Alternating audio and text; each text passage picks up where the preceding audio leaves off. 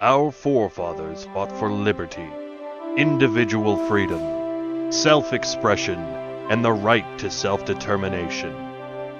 They created a government of the people, by the people, and for the people, establishing a nation of free individuals who ignited a bright beacon of hope. America's a land where any person, from any background, can succeed, so long as they endeavor forthright with determination in their heart. A melting pot, the greatest hits album of the human race. We gather here today to renew that sacred bond, that oath to freedom. Welcome to the Marketplace of Ideas. Hey, good evening and welcome everybody to the Marketplace of Ideas. Once again, here for you.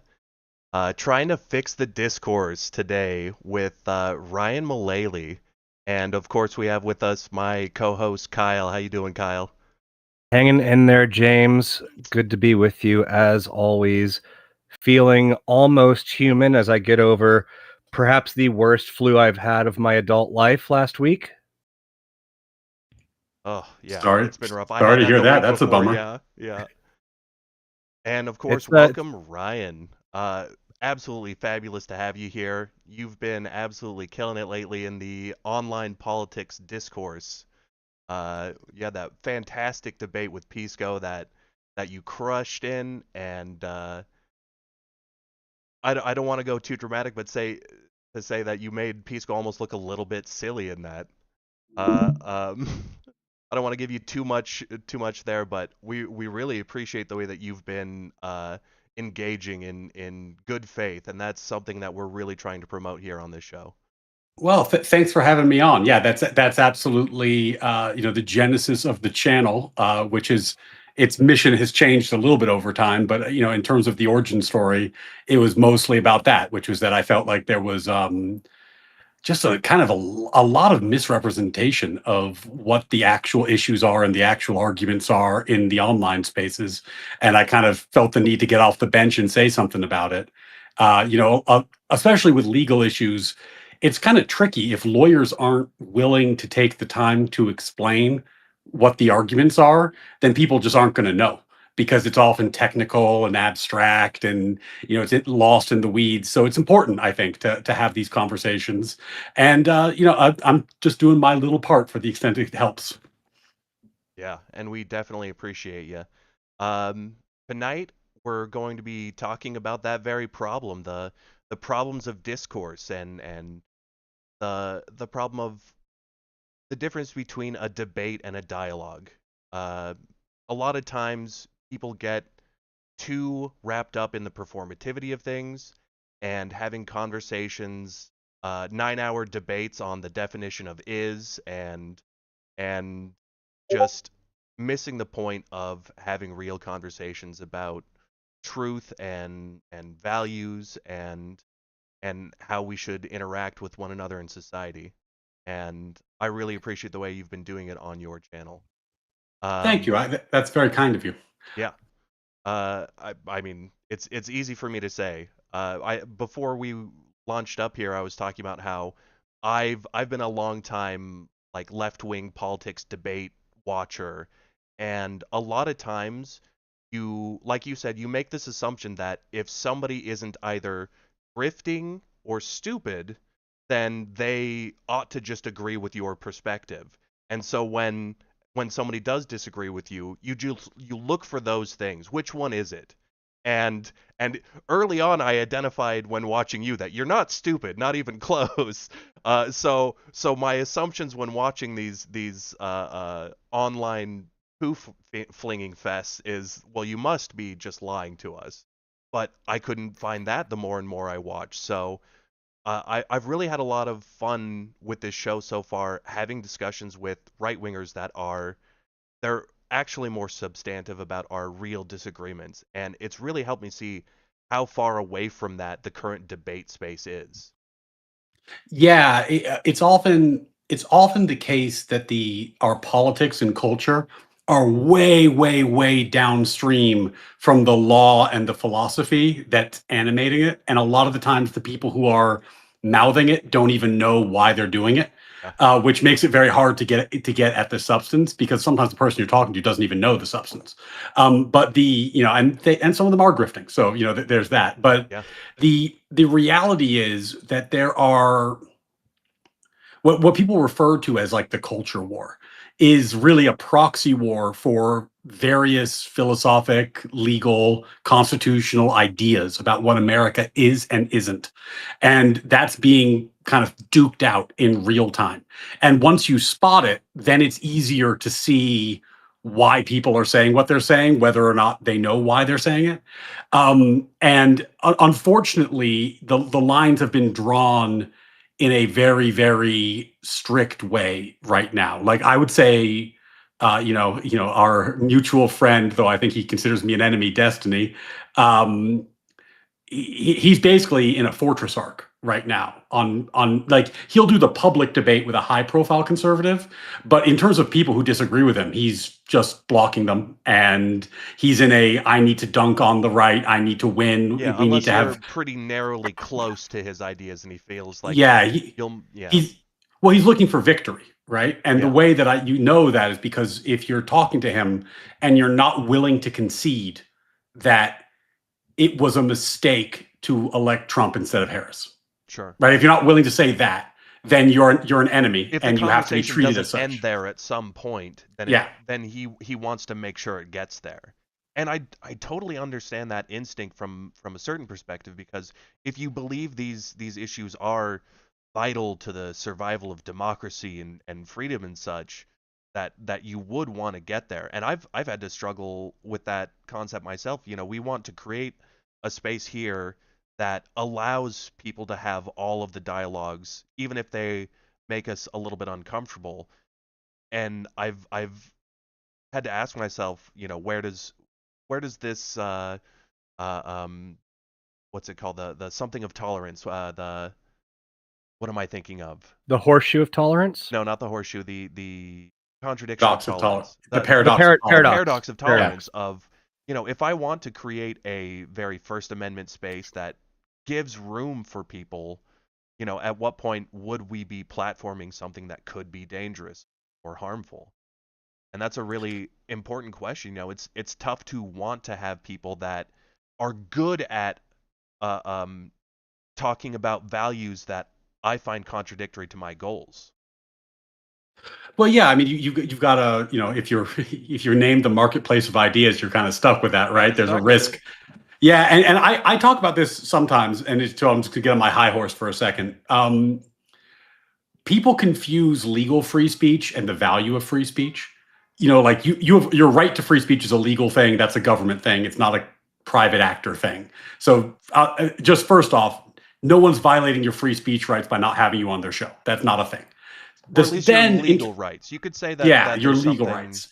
Now, if meaningful we're talking that's about the being. cultural value of free speech, yeah, I mean, I think that then it's all about like the organization, right? It's about like what the organization's mission is and whether the speech is in some way contradicts that mission, right? Like, for example, if you, I'm a lawyer. If I was going online and saying, like, what I love doing? Stealing from clients. I just love stealing from clients, right?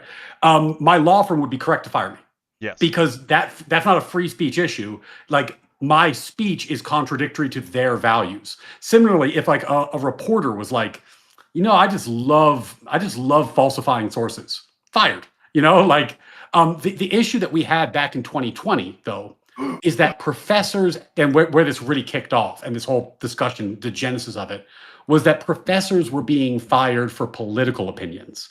And a professor at a university having that's actually like your show. If you're called the marketplace of ideas, you can't really kick people off for having controversial opinions. Similarly, if you're a university, you can't really do that because your mission's supposed to be airing out these ideas and figuring out what's true. Yeah. Whereas, like, that's not the mission of my law firm, right? So the organization's mission should determine how they handle speech, Yeah. right? So I would expect you guys to be hyper generous by the way you've marketed yourselves. As much as I like to talk shit about Destiny, it's not really his job to have a free speech platform if he doesn't want to have one. Yeah. Right? Like that's up to him ultimately. Yeah. And I think our mission is to try and we do believe that we err on the side of the dialogue should be had, and it's more important than we're not going to come to good outcomes and good ideas as a society unless we have these conversations, and they're just not happening in real ways on Twitter or TikTok or in a lot of times even in these debate spaces. Um, it seems like in a lot of the debate spaces you're not there to have the meaningful discussion as much as just win. Just Well, get the message out there and win. well, and candidly, you're not. Mm. Like, just to be totally clear, like if Yeah. I'm Oh yeah. yeah, like let's give just to make sure that I explain this in a way that makes sense to people. There's a spectrum between a dialogue, which is for learning, and a debate, right? And if you think about like the when like podcasts were getting big and like long form content was getting big and people were discovering Joe Rogan for the first time and like this sort of thing, it was mostly dialogue. And people do, there's a market for that, but oftentimes somebody in the dialogue has to be famous because the draw is, what does this famous person think about the topic? If you have two random people having a dialogue, no one's watching that, right? Debates get views because they're confrontational. But when you're in a debate, and there's a spectrum there, but let's go to the extreme example. Like what I do for a living, I'm a lawyer. Like if you're on trial and you're going to go to jail for the rest of your life, and I'm your lawyer and I'm there to defend you, right? You would be really pissed off if I went in there with the object of determining the truth and being as fair to the other side as possible. You want me to go in there and win so you don't go to jail for the Yeah, rest of that's your a life. mistrial. If Right. you suddenly think about, what's the most true, that's a failure to correctly advocate for the rights of your client. Yeah, right. That would be a mistrial, would it not? Or Yeah, no. Like if I can there, like let's just go in there and see like whether my client did it. Let's introduce all the evidence. I won't fight about the bad. Like, it's not, that's not my job, right? My job is there to represent your interests.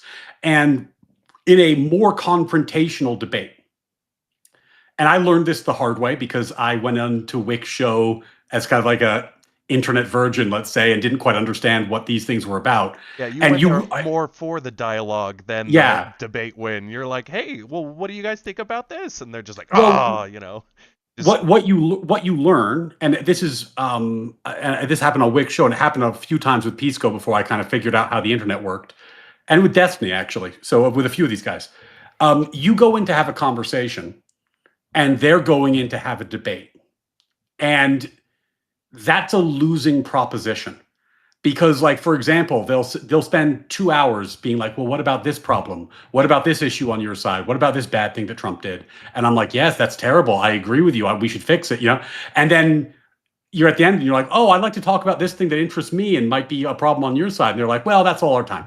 And like you're um because you're in if you when you're in a debate, the hallmark of a debate is that people are not trying to learn or have a conversation with you. They're trying to win and convince the judges or the the audience, audience. right? And whether it's a formal or an informal debate, and there is a spectrum, like you could be like really like a courtroom or like the word war debate stage, and or a less formal debate. There's things that's just debate-ish. You have to know what kind of conversation you're in. And if you're having a dialogue, have a dialogue. If you're having a debate, have a debate, and then be ready to match tone. Because if somebody starts debating you and you're in there just trying to like, oh, well, in good faith, I want to say X, Y, and Z, and they're just dunking on you left and right. Like this isn't You get all none the of good faith in the world isn't going to stop the clips from making you look like yeah. you were foolish. Yeah, and losing that ideological war that in the end we're all fighting to some degree or other, even if we're trying to have the best faith conversations, you still have your interests that you ought advocate. Yeah, this is actually I want to credit Rob Noor for this because it was one of his pieces of wisdom about the internet, which is that anytime you have a conversation on the internet, first figure out why you're having it. Mm. And once you know why you're having it, your strategy for the conversation will write itself. But if you don't ask that question, you just show up, right? Then you are at certain times going to be thrown to the wolves, and that's fair enough. That's how that goes. But if we're talking about debate versus discourse, that's one of my pet peeves. One of my pet peeves for sure is I was invited to a conversation and it turned into a stealth Oh, debate. gotcha. Yeah. Yeah, I had a famous, well, I don't know if it's famous, but infamous conversation with Not So Erudite where Struggle session. I I showed up thinking we were going to have a conversation about Destiny because she agreed to, and about some culture war stuff, and it turned into an attempt to demonstrate that my ideas are incoherent. Yeah. And I was like, oh, so we're debating. And like, slowly realizing, oh, this is not going to be that kind of conversation. We're going to be fighting, and then we have to fight. But yeah, I feel like that kind of thing rubs me the wrong way because I feel like the gentlemanliness of it is let's agree to the terms, and then if we're having a conversation, have a conversation. If we're having a debate, have a debate, Yeah. and then we both know what we're in for. I definitely looked into this conversation. When I'm planning these events, we try and think of all the snares and how it's going to go, given this, that, or the other topic. And I really did run into myself over and over going like, wait, you're not trying to get him to renounce like republicanism or conservatism or talk about how bad Trump is before you can have any conversation with him. As much as it like in this political climate, like I really want to castigate this administration, but I just realized how much that would get in the way of having meaningful conversations with people that do have something valuable to put into the conversation. And that's an instinct that I keep having to figure out how to tamp down on. Well, it's tricky, right? And it's hard because there is a book that I always want to promote to anyone who's interested in this kind of dialogue is A Conflict of Visions by Thomas Sowell, which is like one of the great explanations of American political philosophy. And not he's normally quite sharp with his rhetoric towards his favored right wing positions. He's not in this book. He's much more neutral, and what he points out is that fundamentally there is animating all the discourse on the very if you drill all the way to the bottom on the left there is a vision um, you know which he calls the unconstrained vision, which means that basically humans are perfectible. If we just had the right laws and the right society and the right people in charge with the right amount of power doing the right policies, we could fix all these problems. We would have a great society. We could overcome the weaknesses of human nature and we could end up in this wonderful place. And on the right, there's what he calls the constrained vision, which is that humans have a nature. That nature is not changing. There are no solutions. There are only trade offs between varying interests. And what we are trying to do is maintain the structures that have gotten us this far and not and without indulging too much in wishful thinking, let's say. And that dichotomy explains a great deal. And it certainly oddly explains why there's so much support for Trump, even though he does so many things that don't strike many people as conservative in the classic sense. Because we had in my lifetime we had generations of quote unquote progress towards the great unconstrained vision. And for those The of us who don't chained consider it to be Leviathan. yeah, for those who were disquieted by some of that progress, like disquieted by the idea that, for example, racism is a thing that is only done by white people, and that we could enact that into law Sorry and about make that. law that it would be, it's legal to do things on the basis of race as long as it's not in favor of white people, but it is legal in favor of other groups. That sort of thing would strike someone on the right as while it's being labeled progress, that actually seems like a moral anathema. And then you need somebody who can roll back that progress. And Donald Trump's been the only game in town.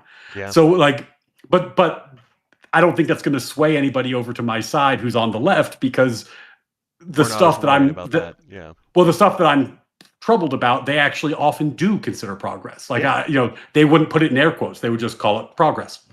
Yeah, I was someone who, during the affirmative action years, was like, I understand how this would make some people feel bad, but But if we can, improve the economic circumstances for people who have been historically discriminated against and whose like current living situations can be considered a direct outcome of that past discrimination, it doesn't seem to me in any way illiberal to do that sort of retroactive discrimination or re undiscrimination, however you would call it. But yeah, that can't feel good for the class of people that it's negatively affecting: Asian Americans, white Americans, etc. Well, it's not only that it can't feel good, but if one of the big divides that's happening now, and I have a video on my channel about this where Senator Kaine and Senator Cruz argued about this in the Senate. So this is literally animating discourse at the highest levels today. Is that our founding value was it is not just classic liberalism in that individual rights are paramount, the purpose of the state is to protect these natural rights, etc. But also it was wrapped in a metaphysic. These were, natural rights were bestowed upon us by our creator. Thomas Jefferson said so. So when people are like, oh, it doesn't feel good, it's like, no, no, no. I'm not saying it doesn't feel good. I'm saying it violates the moral framework of our country. It violates what it means to be American to enshrine this into law. Just like it was a huge error when we did it, when we had all these laws that were, restricting and discriminating against people of color. Like that was a error. Like it's a moral error. And I don't think you correct a moral error in that way. Like it would be a dramatic overshoot, let's say. But I think that the way you framed it is a good example because I think on the left, the view is that these things are negotiable because typically, philosophically, most people on the left are various shades of subjectivist or moral anti-realist. They don't believe that there is an objective, true moral framework that is non-negotiable. Yeah. They think it's a cultural construct that we create together. So if it's a cultural construct that we create together, then why not do this if it feels better, right? I of I've been course having those conversations all wildly week disagree with that, but with your mod Chapingro. I've been having those conversations for several weeks now since we met each other. We've been having this debate over and over. I am more of a relativist that believes that these things are not exactly objective. As much as there may be an objective reality, I don't think we can ever cleanly and clearly and purely touch that. And so it's difficult for us to make pure statements that we can consider objective about those things. well, do you mind if I poke at that a little bit Please in do. good faith? Please Yeah, do. okay. Let's say that the Fuentes ethno-nationalists win a crushing majority. They have 51% in every state.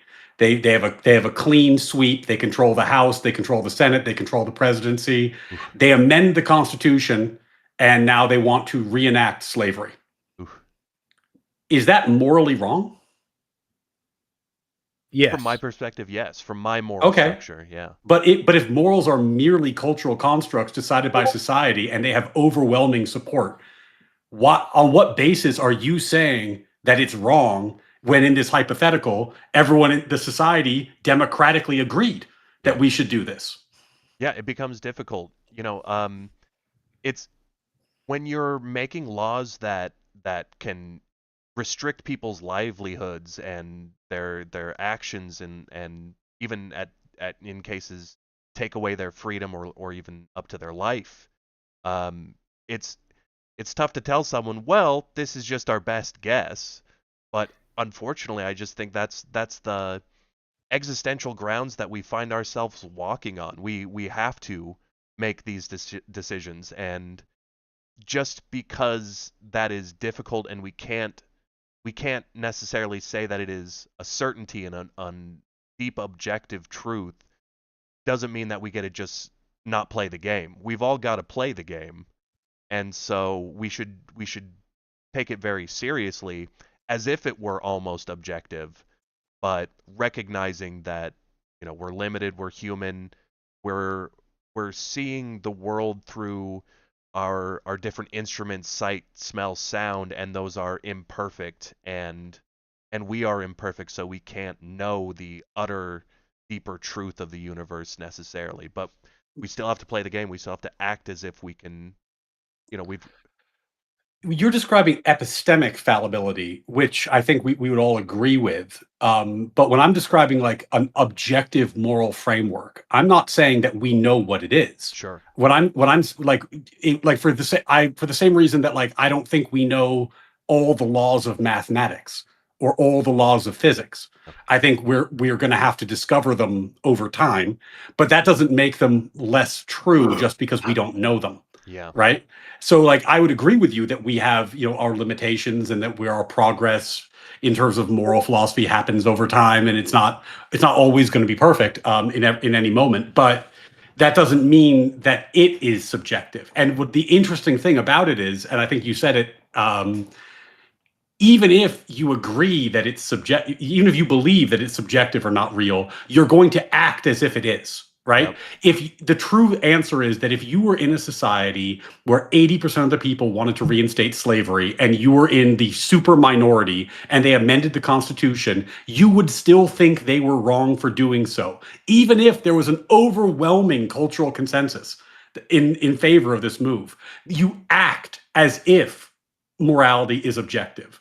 So I guess like the disconnect for me is if you're going to act like morality is objective and you're going to behave as if morality is objective, why go through the lip service of pretending that it's subjective? Like what's the point of that Yeah. other than it favors the kind of modern permissive version of liberalism, which allows for certain political moves.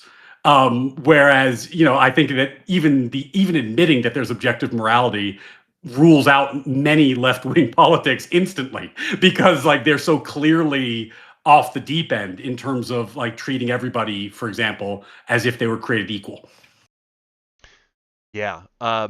This is kind of where this conversation has gone with Chapingro over and over, where he keeps saying, "Well, it seems like you're there. It seems like you're there in everything but name only." And I think what we've really come to is less that there's any serious difference in how we must treat the world. Um, you know, there's a world out there. It's coming for you. You've got to make a system.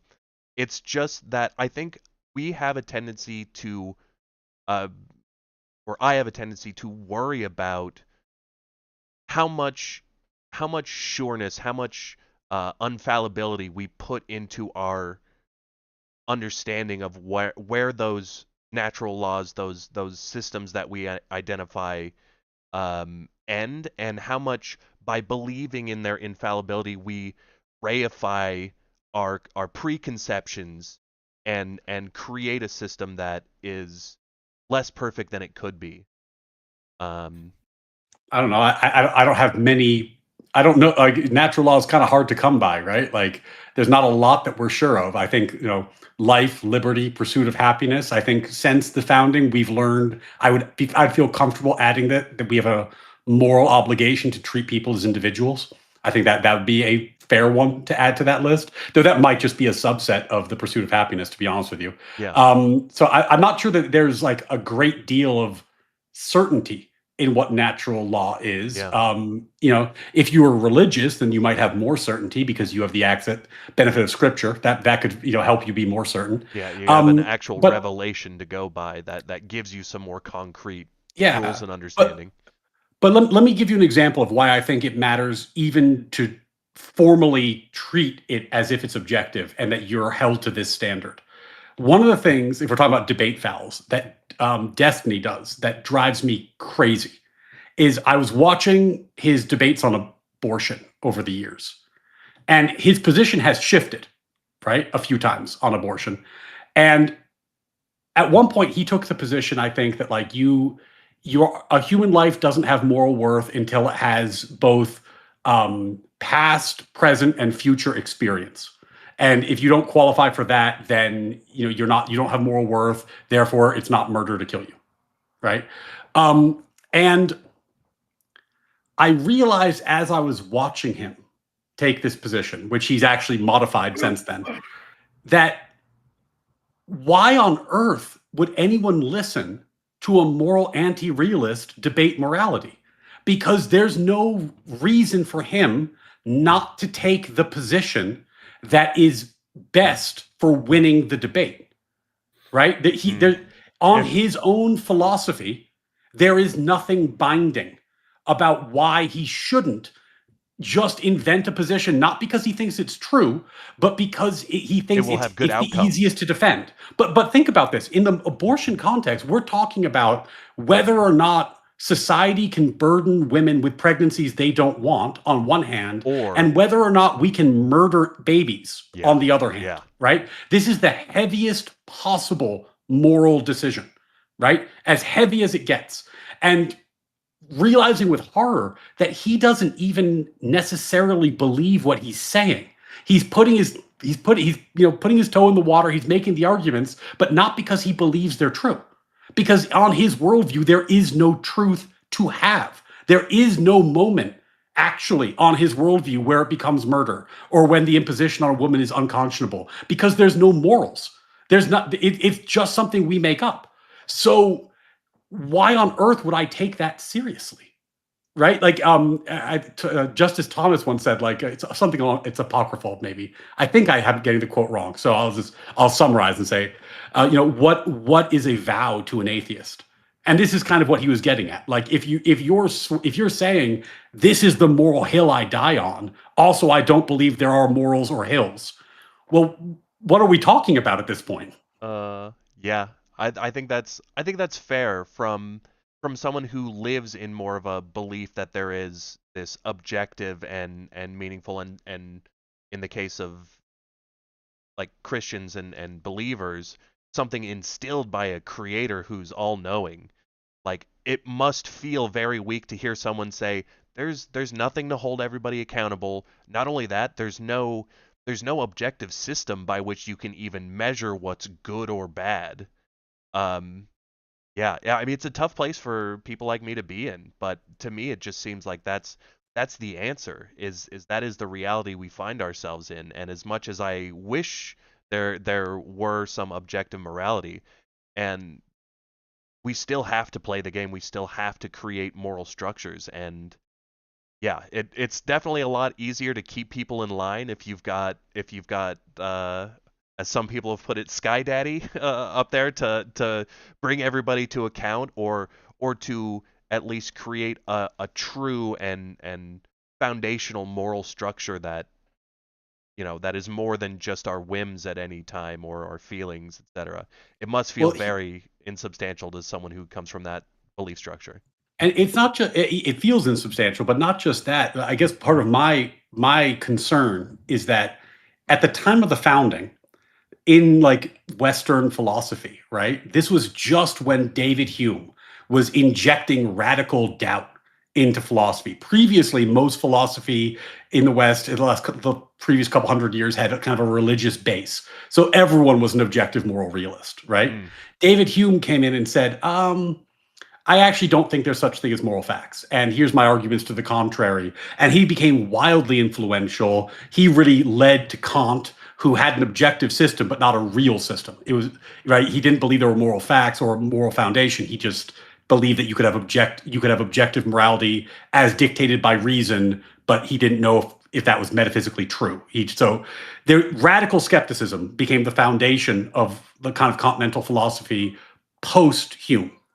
At the same time, there was an offshoot called Scottish common sense moral realism that rejected all of that and said that's all wrong. And in fact, there are such things as objective moral facts. There is natural law. This is common sense. This is what we should believe in. And it was that school of thought that influenced the founders of America. So America was literally founded on the rejection of this particular worldview. And what troubles me is we're not an ethnos state or a theocracy. Most people would say we're a propositional nation. We're founded on a philosophical proposition, but those same people then reject the proposition. So I don't or even the ability to make propositions, even worse. Yeah. And then they go, how come there's all these Christian nationalists? How come there's all these like ethno-nationalists who are on the rise? Well, it's like, well, if we're not a propositional nation, then we've got to be some kind of nation, right? If you reject the proposition, then the people who would like to have it be a different kind of nation are going to show up, right? And I don't think you can be a propositional nation without a proposition. I think you have to agree on the proposition. And part of my like ultimate move from lefty to centrism to now being firmly on the right was that I actually just think the left has rejected that proposition wholesale. I don't like you seem overwhelmingly good faith, but there's no chance I'm going to convince you. So there, I think that ultimately there's not fertile ground for that. Where on the right, if I talk about natural law, 9 out of 10 people agree with me. If only because they're religious, and that helps, right? So this is a big deal, and it's a big philosophic divide, and I don't know how it's going to play out, but I do think a lot of our politics of the day are downstream of this issue, because it's just a totally different worldview, and it leads to different conclusions. Yeah, tough thing. Well, that segues nicely into our next topic of conversation. Well, actually, you know what? Let me just give you all a quick reminder of what our show is doing here. We're trying to build a space where people can come together and have these sort of more meaningful conversations. If you want to join in the conversation, click your way into our Discord, jump in the waiting room if you've got something to say.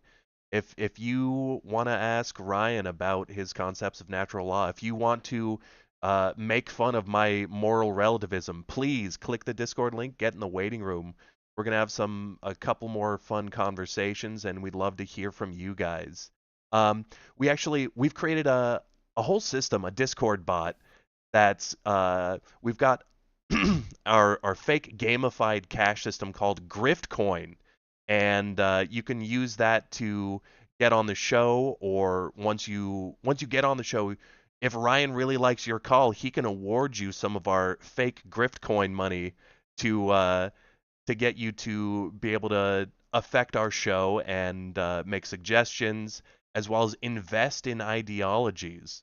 You can invest in what you think the best ideologies are, and as we've got a market algorithm that will, as people invest, raise the value. As people flee monarchism, the value of monarchism will go down. Uh, um, and yeah, a lot of fun ways Yeah. to get involved. So natural rights enjoyers show. Oh, I don't even think we have a category, but natural rights enjoyers show up and get that grift coin and then spend it to create a category. Sure, yeah, we're working on that as well. The ability to create your own ideologies to monetize. Well, I was torn. Not monetized, to be clear. No real money involved. Oh yeah. This is not a scam. This is just for the game, just for the show. What you were saying? Yeah, when I joined the Discord, I was torn because I would describe myself as classically liberal, which was not an option. Sure. So I was torn between liberal and conservative. I went with liberal because I think it ties in better to what we're talking about here. But Beautiful. but I don't know if that was the right call. So I'm second guessing myself. Hey, you can now. invest in both. I think there's good points to conservatism. I think there's great points to liberalism. I think there's great points in liberalism that almost every ideology should take from. I think a lot of the basic, maybe not in how it's drawn the modern dichotomy, but the original values of liberalism are things that I think most ideologies should get behind, should understand the value of, at least for creating a functioning society that gives us the best outcomes. Yeah, well, we're gonna have to figure it out because as Andrew Wilson is fond of saying, one of the hallmarks of liberalism is that you can infinitely edit it. So if you don't, just to make the warning from the natural law crowd, if you don't have some moral rationale for why it shouldn't be edited in particular ways, Maybe it may be edited in those ways. So one of the benefits of wrapping up classic liberalism in a metaphysic is it gives you easy answers to some of those questions. But the problem is we've gone so far in the wrong direction. Like if you think about it, like our founders were very epistemically humble, where they said like, well, yeah, we have some idea what natural law is, but we really aren't sure about the details. We have like some big tent poles. So we're all going to abide by these tent poles, and then you states figure it out. And we're not going to take the federal government and force you to do things. We're going to let you play it out, and we'll watch the experiment. We'll all learn together. These days, everything's a federal issue. Yeah. Everything's a federal issue. And ultimately, man, we're too big a country. We're like 300 plus million. I just don't think it's a good idea to have 51% of us beat the other 49% of us with sticks every 4 years. You know, we probably should let more decisions be made locally where people actually have a consensus, because like, you know, you can't just disenfranchise 150 million people effectively. If 151 say they should be, yeah. Yeah, it just ends up being kind of I think the feels bad has gotten too extreme, and that's because these things are all national. If we kind of just said, look, California and Texas are going to be very different places, and we're going to have to make our peace with that. And that means they're going to do shit in California that Texans don't like, and they're going to do shit in Texas that Californians really don't like. And if you don't like it where you live, you should figure out how to move. And if you can't, life's imperfect. I don't want to tell you. Or vote, one or the other. Yeah, like but the idea that the federal government's going to come in and make Texas like California or vice versa just seems. I don't see how that works. What do you think are the biggest problems that are being over federalized? Boy, that's a long, that's why I said biggest. Yeah, let's go for the biggins. The biggins. Well, first of all, I mean, the big one right now that's crippling us is Social Security. Like we created a federal retirement system with let's just grant, with the best intentions and with the best economic understanding of the era. In a time of great need too. Yeah, it is a overwhelming failure today in terms of the fact that it's just going to run out of money, and it's going to run out of money because it was built without any modern economic analysis or how to build a portfolio. You would never run a pension fund like Social Security. No one would. It's an insane way to manage money, but we're stuck with it because it's federal, right? And then everybody has to contribute to it. And the truth is, it's one of the most expensive things our federal government does. It's like half of the federal budget. It's hugely expensive, and the return on it is not what we deserve. I mean, just think about a retirement account where you never get time value of money. It never earns money over time. Like the money I put into it today goes out the door tomorrow. It's not invested. It doesn't acquire any value. On the flip side, like I was a teacher before I became a lawyer. So in like 2006 to 2008, when the market was crashing, I had a small retirement account, like a 401k sort of thing. You know, I mean, I wasn't making big money. I was teaching, right? So I got like what, I don't know, 8, 9, 10 grand, something like that. That was saved away over a few years in this account. I felt pretty good about it. That's like 70 now. Yeah. Because that's what happens when you invest money in the market long term. Well, right? How do we get that into a Social Security a situation? Because the reason that's the case is because it was created out of no money for a retiring age people that needed the support, and it was being paid for directly, as it is now, by the people working today. So that money never gets to sit in an account as an investment that gains interest. So it doesn't seem like there was a way to do that without, maybe tanking the economy by printing, billions of dollars back when that was like saying trillions of dollars. Yeah, the problem is that it's designed to be risk-free, which means that it never invests in anything with any risk. But the problem is all the value over time is based on investing capital with some risk. That's how you earn money in the market, is by taking risk. So if you invest with no risk, you get no return. And that's ultimately the problem that we had. And then, of course, now there's a change in the way that there's just more retirees and less workers. So you can't rely on like the huge glut of workers that they had at the time, at that time period, which made the economics easier. So yeah, I mean, I like, in my ideal world, this would be phased out and you would start being, I mean, I don't think you could take away benefits from people who have them, but you would phase it out long term and give people the option to opt out and perhaps to opt into something else. I actually thought, this idea of the Trump accounts that were coming out there, I don't think the name will stick, but that's a very good idea. Just having because one of the things that's different between 1940s and now, back then, investing was for rich people. There was no access to the market if you were poor or middle class. Like you had to have a broker. Yeah, at least significantly less than, yeah. Today, anyone can open an investment account and buy a broad market-based ETF, which is just, you buy the whole market. You just buy those, you wait over time, and though market ETFs outperform brokers 9 out of 10 times. So you don't need to be rich to do this now. Anyone can do it, right? Anyone can have a retirement account. Like you don't need to be investing thousands of dollars. You could be investing tens of dollars and still have something to show for it at the end of the day. That being the case, I think we could give a lot more responsibility and flexibility to the people. And if the states want to create backstops, they can, right? And we can see how that system plays out. But I just don't feel, I feel like committing to something that we know isn't working is like, I get that inactivity is attractive on some level because you don't have to feel like you did anything, but I don't see how this ends well. Like I don't see how we can keep deficit spending on Social Security endlessly. Like there has to be a change eventually.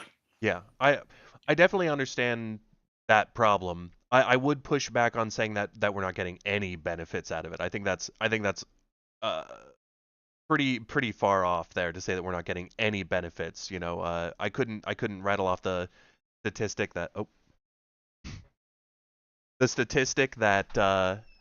that I always hear Sam Cedar roll off, but it's something like 60% of retirees would be approaching the poverty line if it weren't for Social Security. And I'm back. Well, those statistics are kind of funny because it's like, that if you took their tax money for Social Security and then never gave them Social Security, they'd be real poor. Yeah. Like that for sure. But on the other hand, if you let people keep that money, or even if you did something like New York State has a program when if you're saving for your kid's college account, where it's like one click. You open an account, you put in money, they invest it for you in the market. You get like a really beneficial tax return where you're not taxed on growth as long as you spend it for your kid's college account, right? You don't have to be a genius to do this, right? We could easily set up government accounts like that for people. And we could even have the default be like, if you do nothing, your money will go into this account. Yeah. Right. And then the grandmothers wouldn't be poor because they would have $1 million retirement accounts by the time they retired, because the amount of money that if you for example, I mean, I have not done the math recently, but the last time I did, there is a near 7-figure difference between what I'm reasonably expected to get from Social Security and what I would have gotten if I had been investing that money in the market the whole time. Right? Now, the downside is, well, then you couldn't pull it out when the market's low. Right? There's risk. But the upside is you don't tank the economy and go into debt forever, and then the program ends. And I don't know about you, I don't expect to get Social Security. Like from what? It's blood from a stone. We're going to run out of money. It seems like there's ways to add taxation or trim benefits that avert these sort of like crisis cliff moments where it says it's not going to be funded anymore. Like didn't this happen in the 80s? I mean, Jesus Christ, we're going to add more on the Social Security tax. Yeah, well, Jesus Christ. Not necessarily to the individuals who are working, but it seems like if there's, it does just open up more problems to bloat the government, and I completely understand why you're loath to even touch that. I do respect that, and I understand why. Yeah, it's just might never say yes to that. Totally. Well, here's my black pill moment. This is going to just go back to the time of FDR, right? One of the things that people like to talk about is how bad our healthcare system is. Oh, the insurance companies and so fucked up, and you only get insurance if you work, right? And people treat that as if it was this evil invention of capitalism that has been thrust upon us. Yeah. The actual truth is that during World War II, FDR imposed wage caps as a wartime measure to fight inflation. So you couldn't get paid more. Companies couldn't offer you more money Mm. if you were an attractive worker. So what companies started doing is they started offering health insurance as a benefit because they couldn't give you money. Then the IRS ruled that that wasn't taxable income, it was tax-free, and an entire industry was created around employer-driven health insurance, which prior to that point had never existed. So it was not the evil capitalists who brought you employer health plans. It was government intervention into the market. So, this is how bad the like we sometimes end up where we have like the worst parts of capitalism and the worst parts of socialism. And that's what our education system looks like. That's what Social Security looks like. That's what our healthcare system looks like. It's a lot of the negatives with very few of the positives, because we have this historic government intervention that distorts the entire market. We never fix it. And then we complain that we have a deficit and no one knows what to do. And it's like, well, remember when we broke the economy and we never fixed it? That might have something to do with it. And then the response is, let's get more taxes, because surely if we just have more money, next time the government intervenes, it'll surely go better. Yeah, All right. I mean, I'm thinking we might need to change subjects before I become more conservative, okay? This needs this is the danger of platforming. Oh no, what have I done? We've opened up the can of worms and it's actually very convincing. Yeah, I think my intuition is still that there might be that fine line that you can create the best chained leviathan you can, but I'll admit at least today that it is a chained leviathan and it's dangerous and big, and I I don't know how we get around that. I don't know how we get around that. If we don't chain our leviathan, then someone else's leviathan is going to come over and crush us and just chain us to their leviathan, it seems like. Well, remember at the beginning, I was talking about Thomas Sowell, the conflict of visions. What does the left want? The unconstrained vision thinks if only we fine tuned the policy, if only we had a better version, it would surely work. And then we would take care of everyone with an efficient system. And the right says, there is no perfection. There are only trade offs. Yes, if we did this solution, there would be some people whose bad decisions would mean they slip through the cracks and they would be out in the cold without the benefit of modern Social Security. But it would make the whole country financially better off and would make people able to retire comfortably and would be on the whole better. And there's a trade-off to be had. So let's make the trade-off. In many senses, this is exactly that conversation, just playing out in real time. Yeah, in the modern lens of where that battle line lies today. So you tend to be a market solutions person by what I'm hearing here. What do you think the solution is to a lot of these problems of poverty or let's say homelessness? Let's focus in on homelessness. How do we is it by opening up the markets and lowering the impact of the limiting forces on the market and people's does that get us somehow to the ability to take care of these people? Well, there are two. I think this is going to be an overgeneralization, but I Sure. think it's a helpful one. There's really two categories of homeless people that are important to think about. There's people who are merely economically disadvantaged because they lost their job, they had some bad luck, something happened to them, and if the circumstances were slightly better, they would right the ship and would be fine.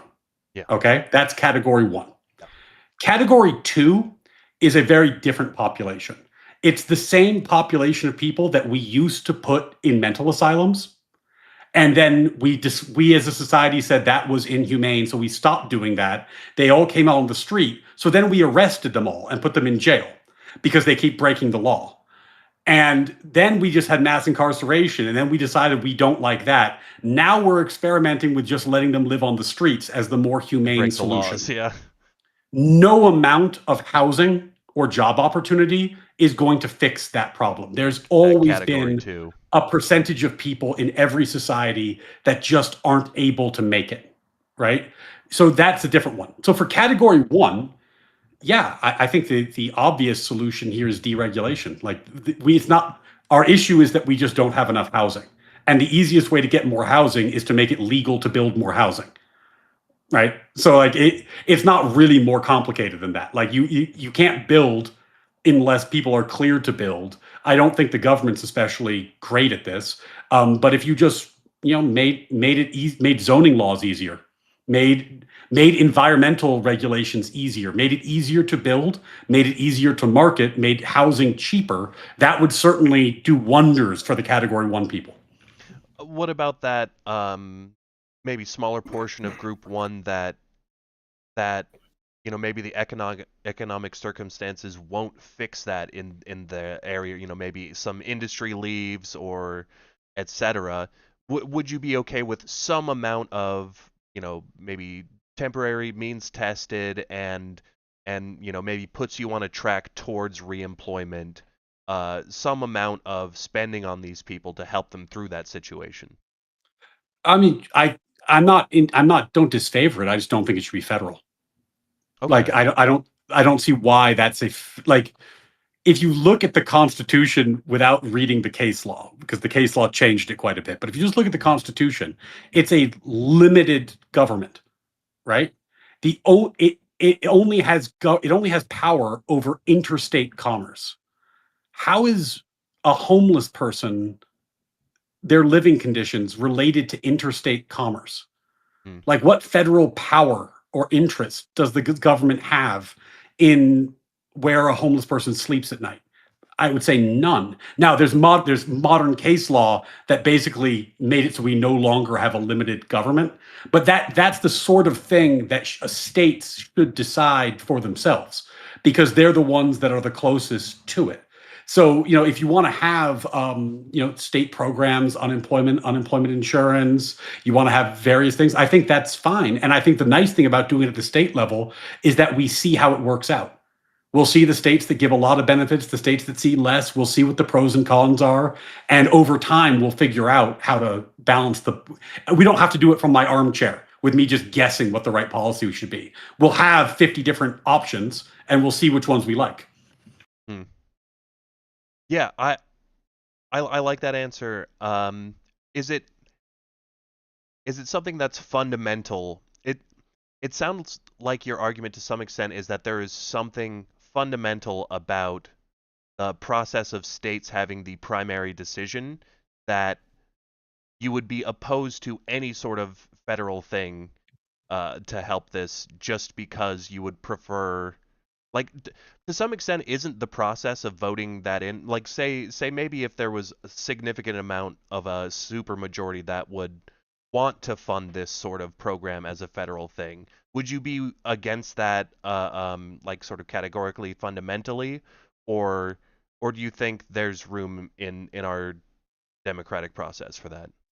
I mean, as a practical matter, we do it. So, it certainly happens. I don't think we should. And the reason I don't think we should is that I think the cases that led to this constitutional place we're in are wrong, but that's another, they're not going to get overturned. So that's not going to change. But in terms of first principles, let me put it this way. If let's say we enact a law that requires a nationwide tax and a nationwide redistribution, and let's say we do it because the people in California overwhelmingly vote blue, and they get this big majority that has some national interest, but it's mainly California and the Northeast and the Northwest, right, as it tends to be, and they get a majority. Now there's a lot of people who rely on this benefit, and there's a lot of people who don't like it. don't like being taxed for it, wish it didn't happen. Now, when they get power, they need to they're going to want to unwind it. They're going to try to get rid of the program. Now, of course, they're villains. They're evil people because they're trying to take away your benefits. There's nothing more permanent than a temporary government program. This is like even with the government shutdown, the government had a temporary subsidy for Obamacare. And people were crying bloody murder, not because it was being canceled, because it was being allowed to expire as it did on its own. It was never a permanent program. But once people get government money, they don't like giving it back.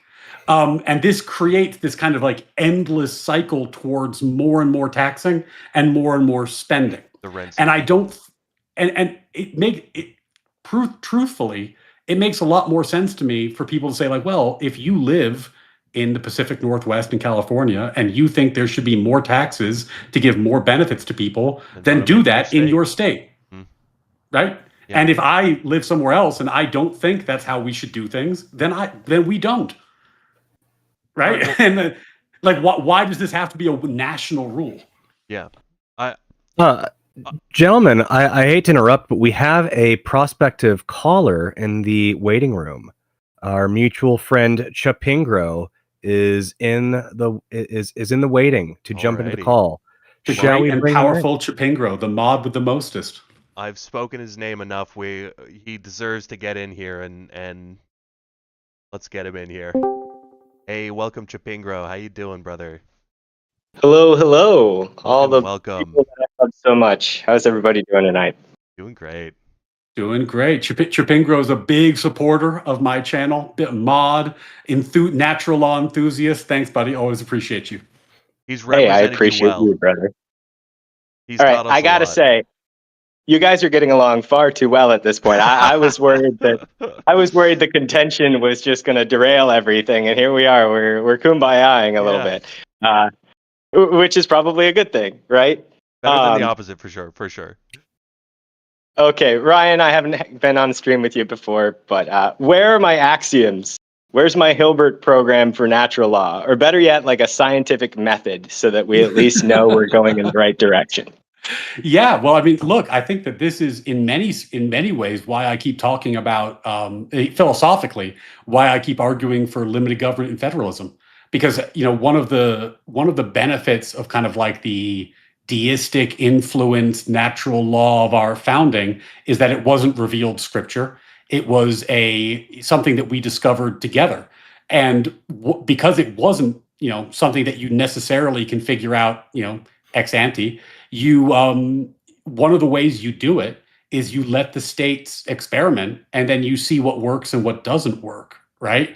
Like, I think the program is the experiment in many ways. And unfortunately, when we federalize everything, I actually think it halts the progress. Think about where we are on abortion now.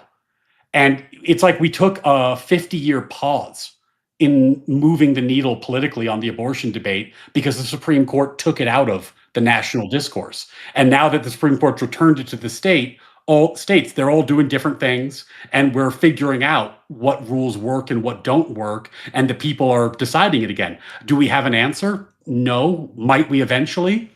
Maybe. And if we don't, then at least we have communities deciding for themselves. I don't know if that's going to help you get your axioms, but I think that's the way to do it. Well, first I have to admit I'm a fraud. I'm not yet 100% sold on capital N, capital L natural law in the way that you talk about it, Ryan. Traitor. I've been working on them behind the scenes. Give me back your eagle.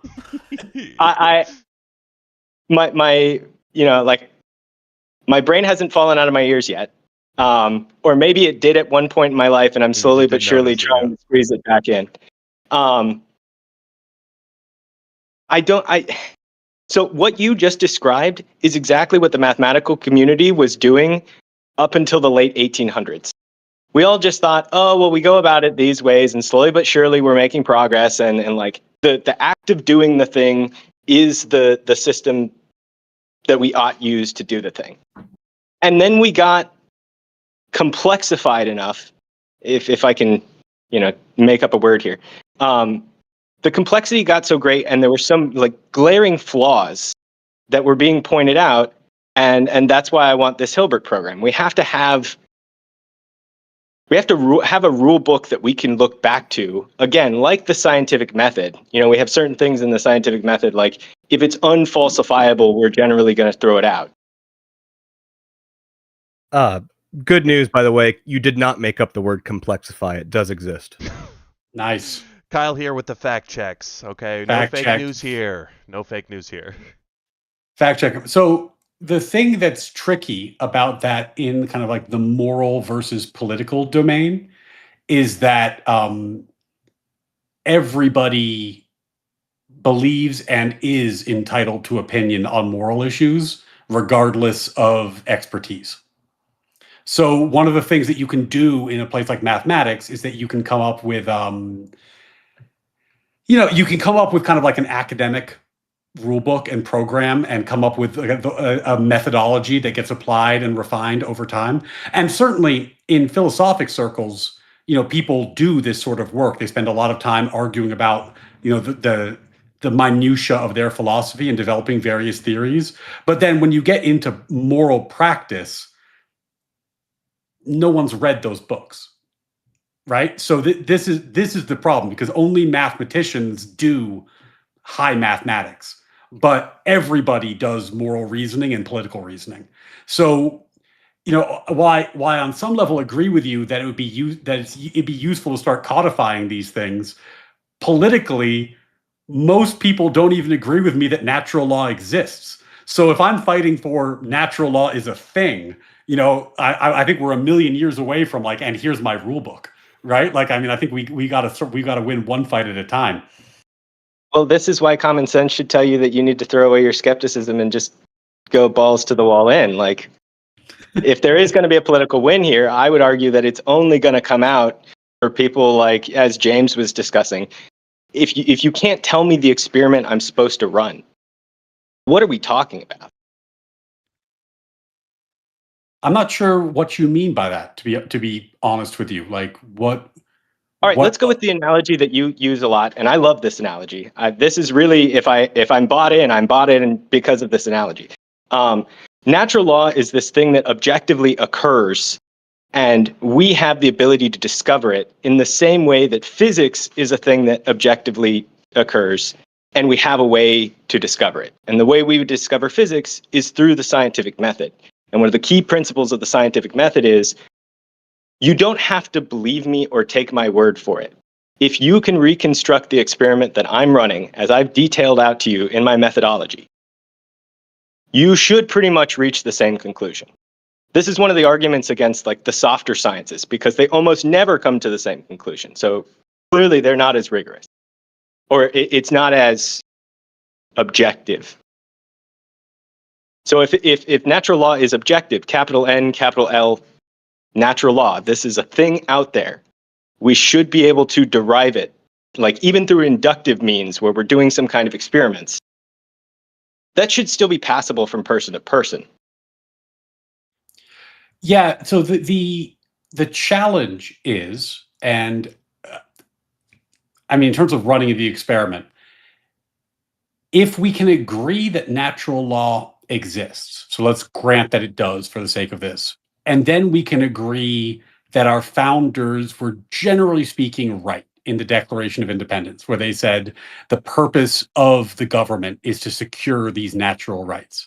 Then you have essentially a value maximization problem, where you're saying whenever we enact a policy, we have at least life, liberty, and the pursuit of happiness, which are three different metrics. And we should be seeking to maximize all of them. So it shouldn't be prioritizing one over the other. We should be trying to raise all bars at the same time to the extent possible. Then you would at least have like a framework for evaluating policy from this perspective.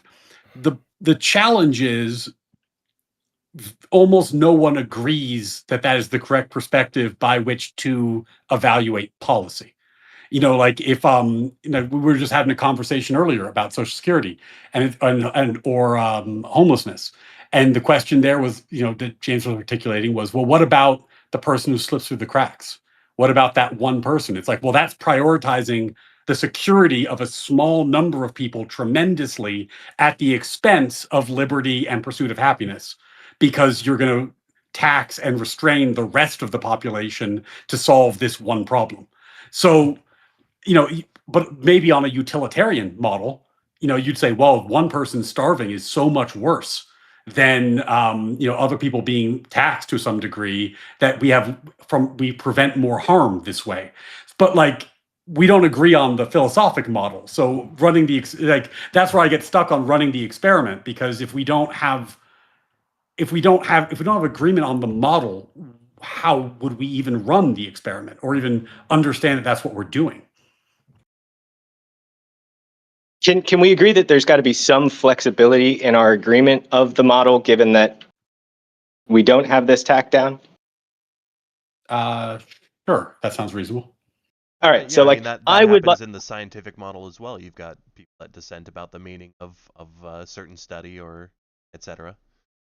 Yeah, but there's a meta ethos that sits underneath it that like we all subconsciously agree to. We do it like we only do science because we've already a priori agreed to that. And so, Ryan, I'm not bashing, because I understand the position you're taking, in which you're saying like, all right, there aren't enough people that even like have the verbiage to engage with this idea, that I feel like it's my sole responsibility at this point to just like get the idea out there, to have people at least engage with it. Is that kind of what you're saying? Yeah, and also a little bit of just epistemic humility. Like, I don't think that I know the answer to the abortion question, right? I think I know the framework with which I would evaluate it, and I know what my position on it is. But I don't know, like, that I'm right necessarily. I just think I have good reason to think that I'm right. And part of the kind of the framework here is that you don't have to have perfect armchair philosophy. You can, try it out and see what happens. So, part of my resistance to coming up with a model is I'm just reluctant to put like my thumb on the scale that hard. Like, why is my view about like how natural law would best be applied in a given situation particularly correct, other than maybe I convince people to agree with me politically, which is fine. But then in that case, I should be running a local experiment, right? Rather, that should be what I'm doing. I should be gathering a political coalition. I'm not, like, if I write a treatise on it, I'm not sure what that does. It sets the ball rolling. So, for instance, before we got ZFC, which is the currently agreed upon model for set theory, there were a few attempts after Hilbert made his call, and of course some of this is apocryphal, but like there were attempts in the meantime of people that were already attempting to do this, and we found out they failed. And as a matter of fact, this is where like Bertrand Russell comes into play. He's one of the people who discriminated between the old set theory, so-called naive set theory, because it wasn't strong enough to handle the required cases. And post-Russell is what we just call set theory at this point, ZFC. So, like, the confusion that I have is that you seem to have a feeling of duty to put this idea out there. And so now I'm gonna be a little bit spicy and play to you like you were playing against James earlier, and say like, well, if you're basically at the point where you agree that there is some duty, then shouldn't you commit to it despite your skepticism of what exactly the model is? No, and let me give you a personal story that might be illuminating. So All right. I was a philosophy major at NYU, which is a really well-regarded philosophy program, and I minored in education. And during undergrad, I was trying to figure out: am I going to go and get a advanced degree in philosophy, or am I going to go and become a teacher and teach, like, I ended up teaching elementary school after doing Teach for America. And the ultimate decision, because I liked both and was thinking about both, but the decision was made on the following realization: if you go into philosophy and get an advanced degree, which I don't have, by the way, so I'm not sure I'm the best suited to write philosophy texts. But even were I to do so, on the basis of kind of my own musings since then, the people who read philosophy texts are, by definition, philosophers. And they may agree or disagree with me, but they're not the people I'm worried about. The people I'm worried about are the people who are way, way, way, way downstream and don't even know what they're missing out on. They don't know why they believe what they believe. They don't have any grounding in philosophy at all. And if I was going to fix that problem, it felt like I should teach them to read, right? Not write a philosophy book that they'll never read. And that's kind of where I ended up then, and it's where I'm ending up now. Like, there's a reason why, in choosing a vehicle to express myself when I felt the need to, I aimed at YouTube streaming rather than academic writing. And it's because I don't think the audience for academic writing is the audience that I should be speaking to, if that makes sense. It makes sense. I'm apt to struggle session people, as I've told you many times. So I don't want to do that. But and I'm not totally opposed. I'm not totally opposed. Here's what I need to work out, right? And here's where this gets tricky. Sam Harris wrote a book called The Moral Landscape. Sam Harris is a PhD in philosophy, right? As far as I'm aware. The Moral Landscape has been universally laughed at by every serious academic moral philosopher I've ever heard talk about it, because it's just not, it's pop philosophy, right? Were I to write something, it would be pop philosophy, right? It would almost have to be by definition. Now, that's not a bad thing, because I disagree with Sam, but The Moral Landscape got a lot of people interested in philosophy, even though I think Sam's wrong about everything he wrote in that book. So, like, maybe that's worth it for the sake of doing it, but it would need to be aimed, I think, at more of an everyday reader than aimed at the academy. If practically I don't have a PhD, so I can't write for the academy. They don't care what I think. And B, just in terms of like what my own goals are, I think that's where I would need to target it. And by definition, it would have to be, I couldn't be trying to make the hyper rigorous academic argument. It would have to be kind of an appeal to mainstream sensibilities. For what it's worth, it seems that Sam Harris has a PhD in neuroscience, but his philosophy education is limited to a BA. That makes a lot of sense. And I think actually makes me even more reticent, because there's I love the book. It was fun to read, but holy shit. So. Yeah, if I'm not I kind of want to push back the big criticism of that book is that it believes it has crossed the is-ought gap, but does not make that jump. Not even close. Yeah. Pingra, you were going to say? Well, I'm torn. Ryan, have you ever listened to or read? I'm sorry, I'm a listener. I'm not a true academic. Socrates and Gorgias. It's been a long time, but yes. All right. So the idea is we got one guy here who's a master of rhetoric, and we've got another guy here who's a master of what we now call Socratic dialogue, that is trying to uncover truths. And I see a use case for both. Like, I think that you would agree with me that we have a fear that has become realized that certain parts of the university system, if I'm in a comfortable space, I'm going to say, are compromised. Would you agree with that? Like, ideologically speaking? Deeply, deeply compromised. All right. So then, you know me. First question I have: how did we get here? The fence. What got us to this place?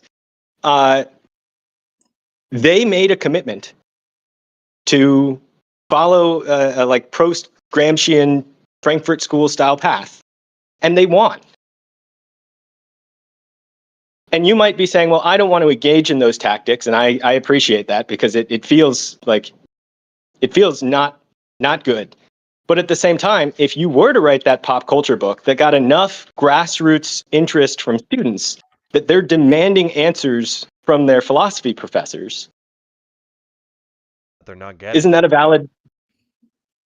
Yeah, no, I think it is. I think that is valid, and I think that like in some ways there is a model here that is interesting, right? Which is like, and this is, I'm not saying that these are my ideas, but if you look at like Andrew Wilson's career arc, right?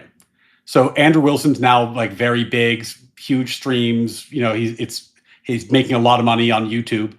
His wife wrote a book on occult feminism, and now she's promoting that on Joe Rogan, right?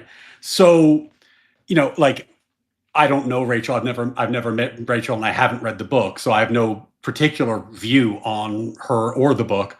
But my point is this: that when you're writing pop philosophy, the success of it is only tangentially related to what you wrote. Malcolm Gladwell is not a particularly good writer, and he is not a particularly profound thinker, but he has enough of a name that when he publishes his books, they get picked up and everyone reads them.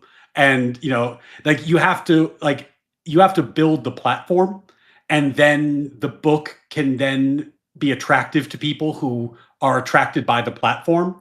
If I self-published a book on natural law today, you would be the only person who read it. You see what I mean? Like if I'm going to play the game of like the how did they capture the university, the answer is you need to play the game, and playing the game requires that you have a platform that people actually listen to. It reminds me of when I first joined social media. I joined X, and I kept writing these like incredibly thoughtful, nuanced posts that nobody read. That didn't play Like on Twitter? That didn't play Yeah. on Twitter?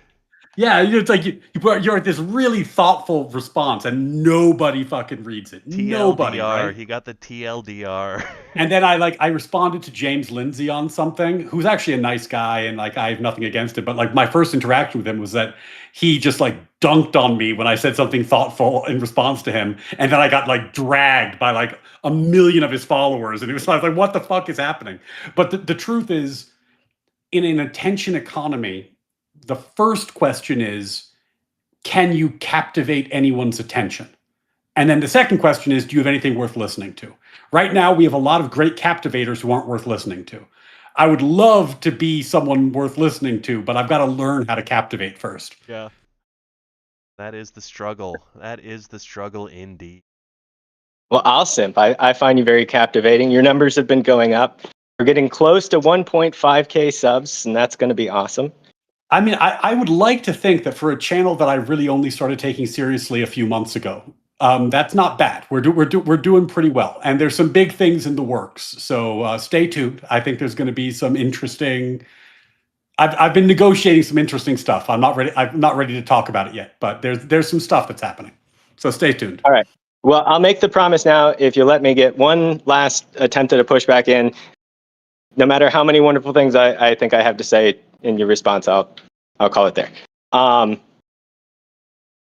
One of the things that I think, using your example with Andrew Wilson, works really well, and you see this downstream in like the ortho bro community a lot. In the debate bro community, you've got the group that is the Andrew Wilson group, and you know them because somewhere along the lines in the debate, they're going to see P or not P.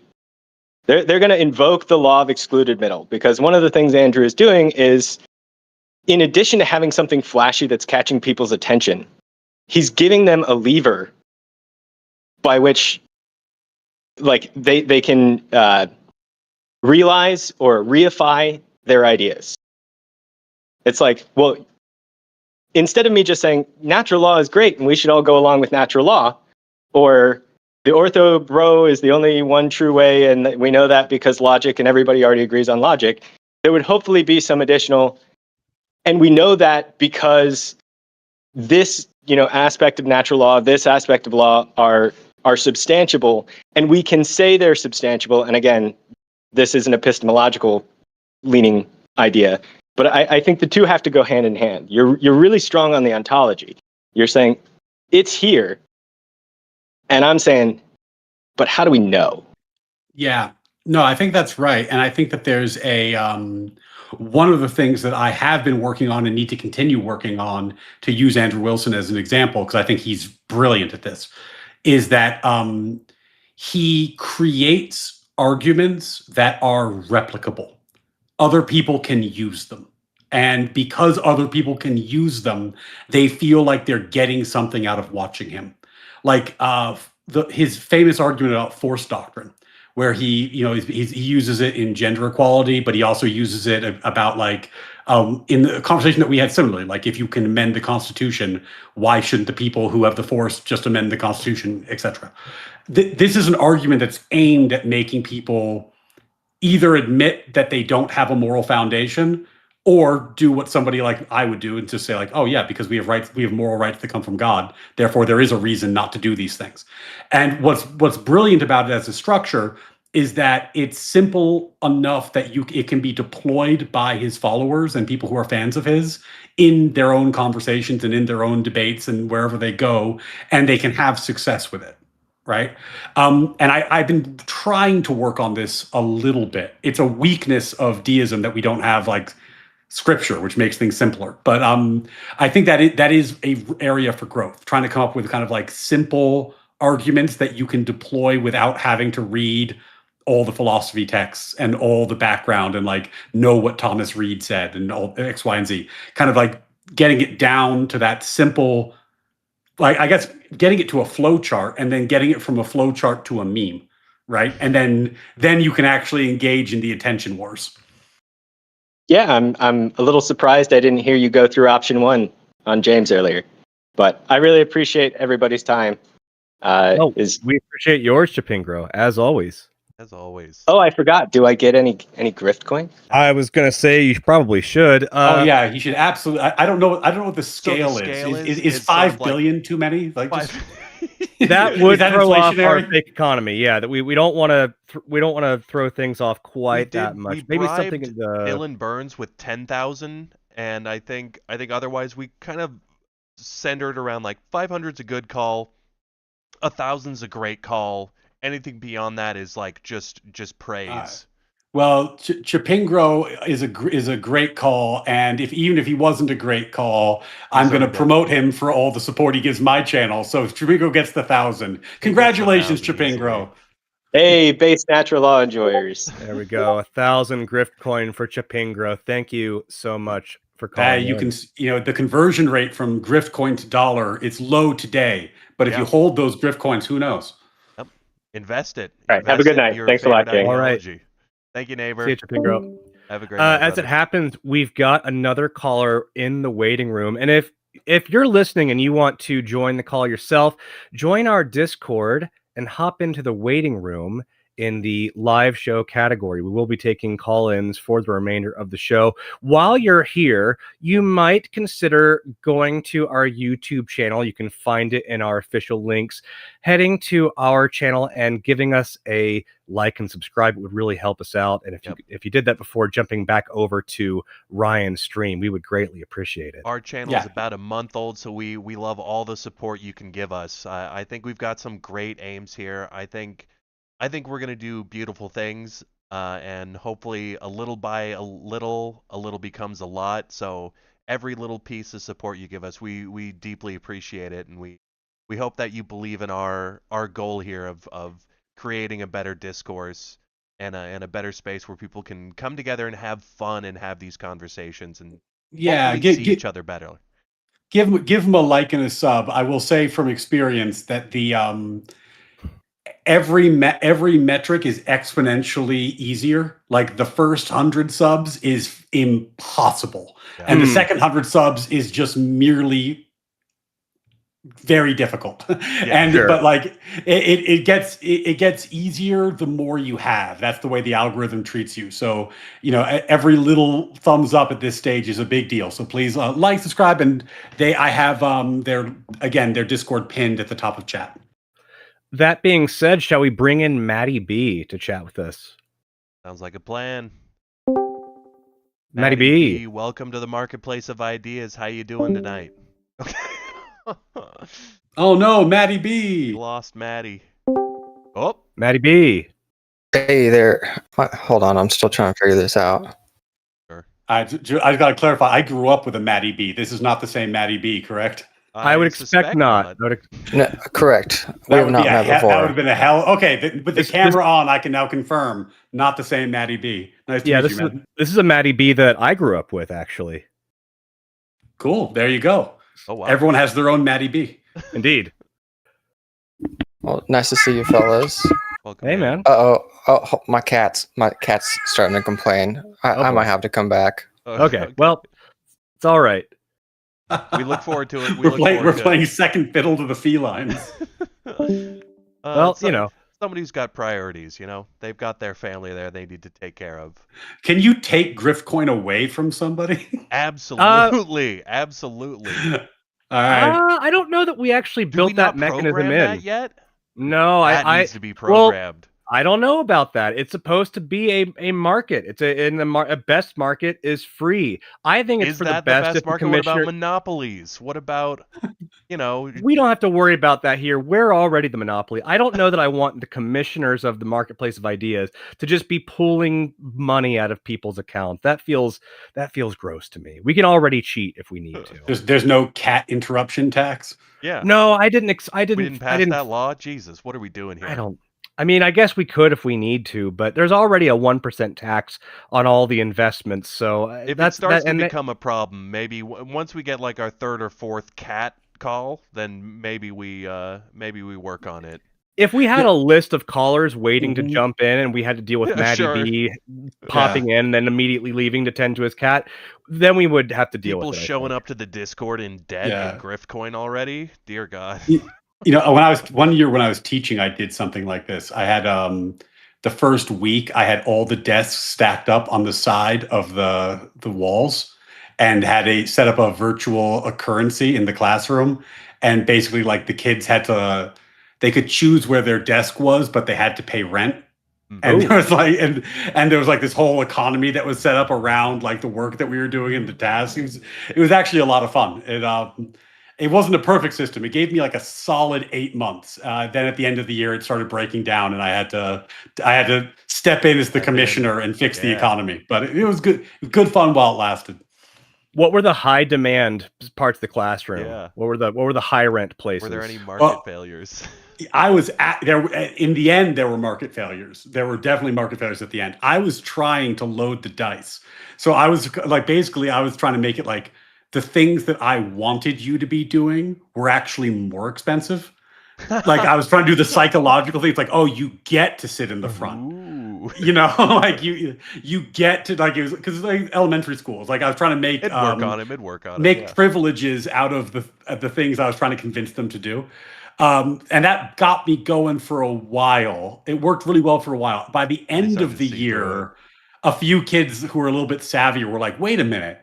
What if we just all decide we're going to pay the cheap rents and sit together with our friends and have fun? I was like, shit, they cracked the code. I was wondering if like the smart kids neighborhood get gentrified because you could cheat off their tests. So, you're paying for the good schools. I know, but I had to step in as the evil socialist government and redistribute the wealth at that point.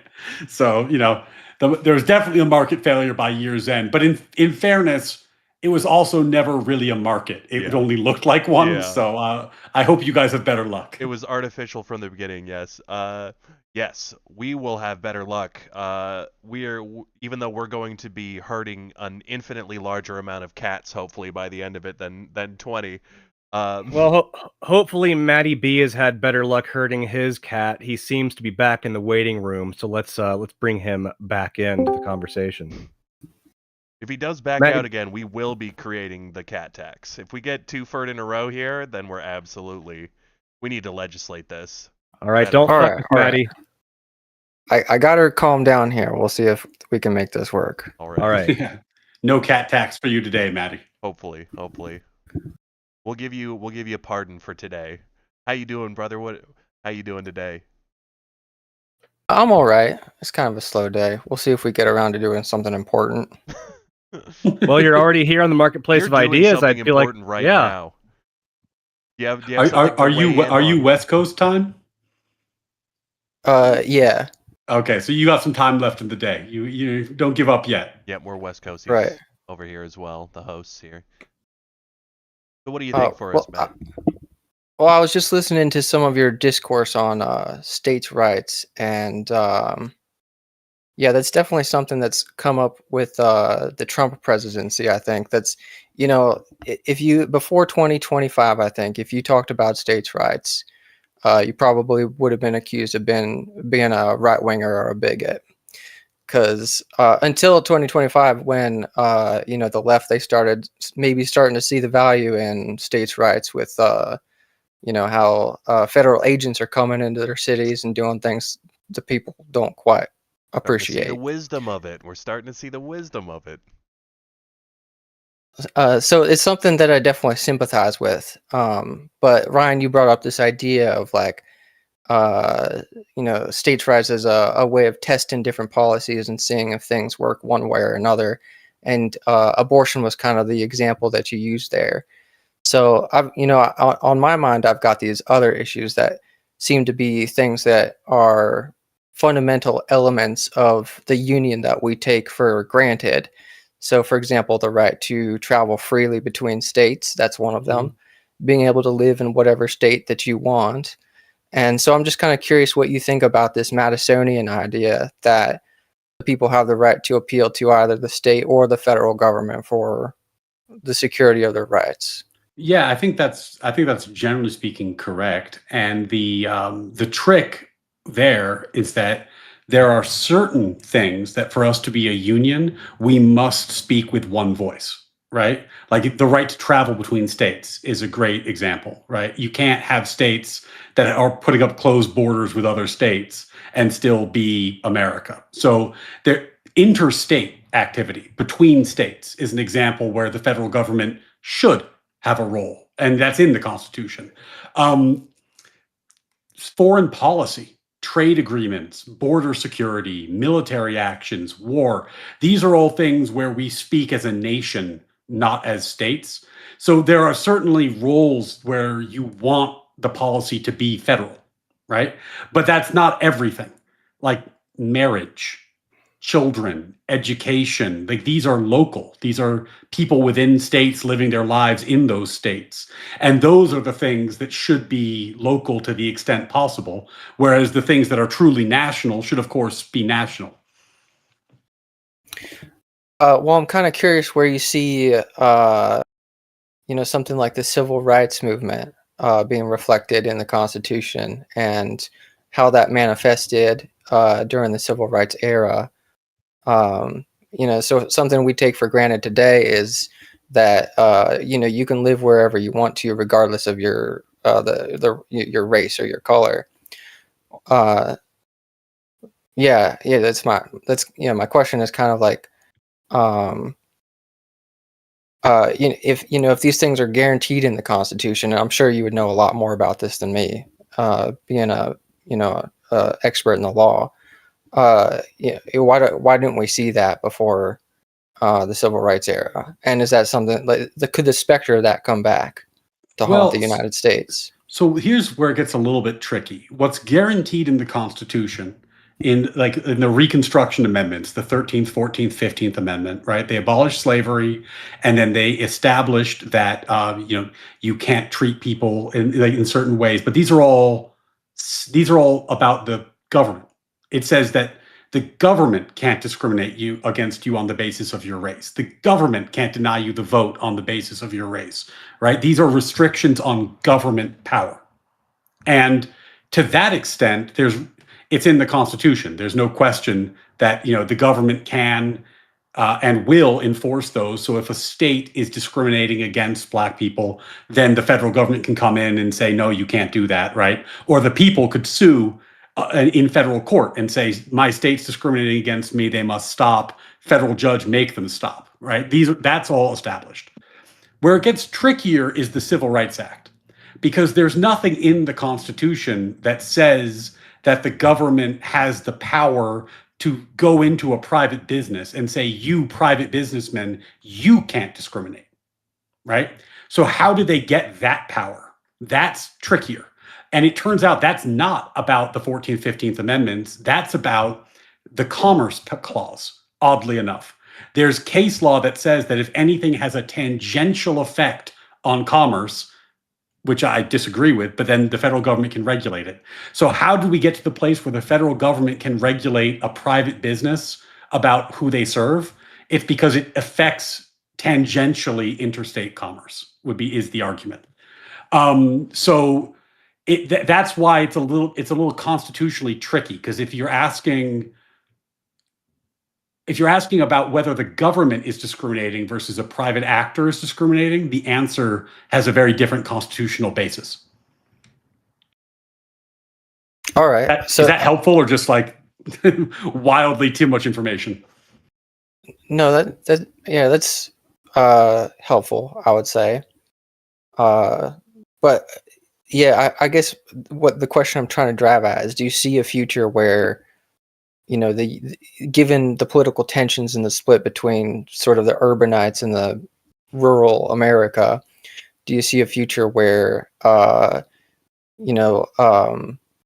racial discrimination across state lines is something that could emerge? Or, I suppose that's the bigger question of the two. Not so much that you wouldn't be able to, go and move to whatever state you want to, or move between state lines freely. It's certainly possible, but I don't think there's a big market for it. Truthfully, like I think the kind of like white nationalist thing is a bit overblown in terms of like the attention that we give it.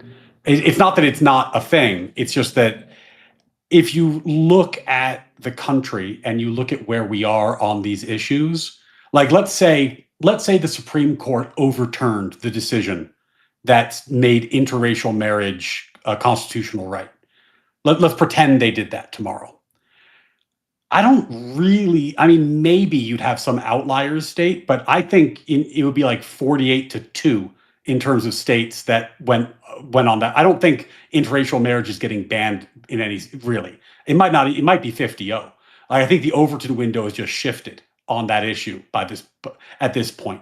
Something like gay marriage, I think that you might have more of a split. I think that you probably get when the court decided the issue, there was a split. I imagine there'd be a split again now. So it depends on the issue, I guess, is what I would say. I think on some of this stuff, we've actually come quite a long way as a culture. And I don't think that we're going to have the outbreak of like that style of racism, if you mean. Now, on the flip side, racism is a word with many definitions. If you're talking about systemic racism or disparity of impact or disparity of outcome, then I would have a different answer. But I'm assuming you meant kind of like KKK type racism. Yeah, well, like maybe it's not going to happen. Maybe it's unlikely. But let's say that in a hypothetical world, Indiana decided that they wanted to be like a white Protestant state. Do you think that would be considered like a valid state experiment? Well, that would be illegal under because that's, as I said, that's state power.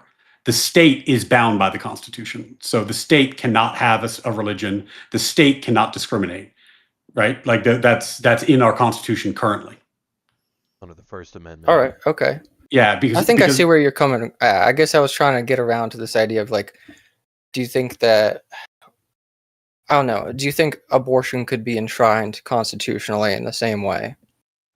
It could be. I just think it would require a constitutional amendment. My problem with the abortion, with Roe v. Wade and the case law that led to Roe v. Wade, is that if you read the Constitution, and I've read it, you will not find the word abortion.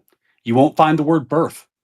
You'll find that they say that people are guaranteed privacy. Liberty, right? And then from that, there was implied a right to privacy. And from that, there was implied a right to contraception. And from that, there was implied a right to, to abortion. Right. And my issue with that is not about whether a right to abortion is a good or bad policy. My issue with that is, I don't think that the justices of the Supreme Court should be amending the Constitution without the will of the people.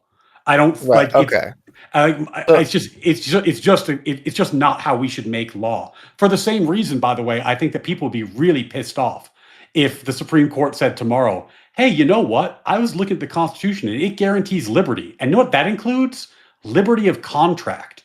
And because you have liberty of contract, you know what's unconstitutional? Minimum wage laws, child labor laws, all unconstitutional. You have a right. You have the essential liberty. Slavery. Yeah, you can sign any contract you want. This is America, baby. Like I don't think the Supreme Court should be inventing rights that don't exist within the constitutional structure. I think if we want to add a new right, the people ought to do it. Not All right, I see where you're coming from. I think so. Yeah, so it's still the federal government still serves to exist for the people to appeal to it for their rights. It just you think it has to come through like a constitutionally amended process. Yeah, well, like let's put it this way: there is not now, and never has been, enough political will to even pass a national abortion law. Right? There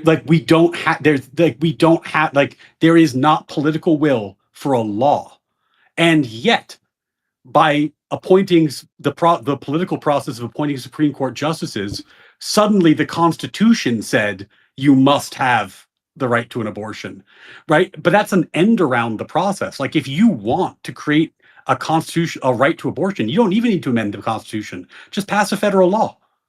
Like run on it, get some senators, get some people in the House, pass the law. You don't have to get the court to be like a genie that just invents things the Constitution doesn't say in order to win your preferred policy. Go do the hard work of democracy and pass the law if you want it.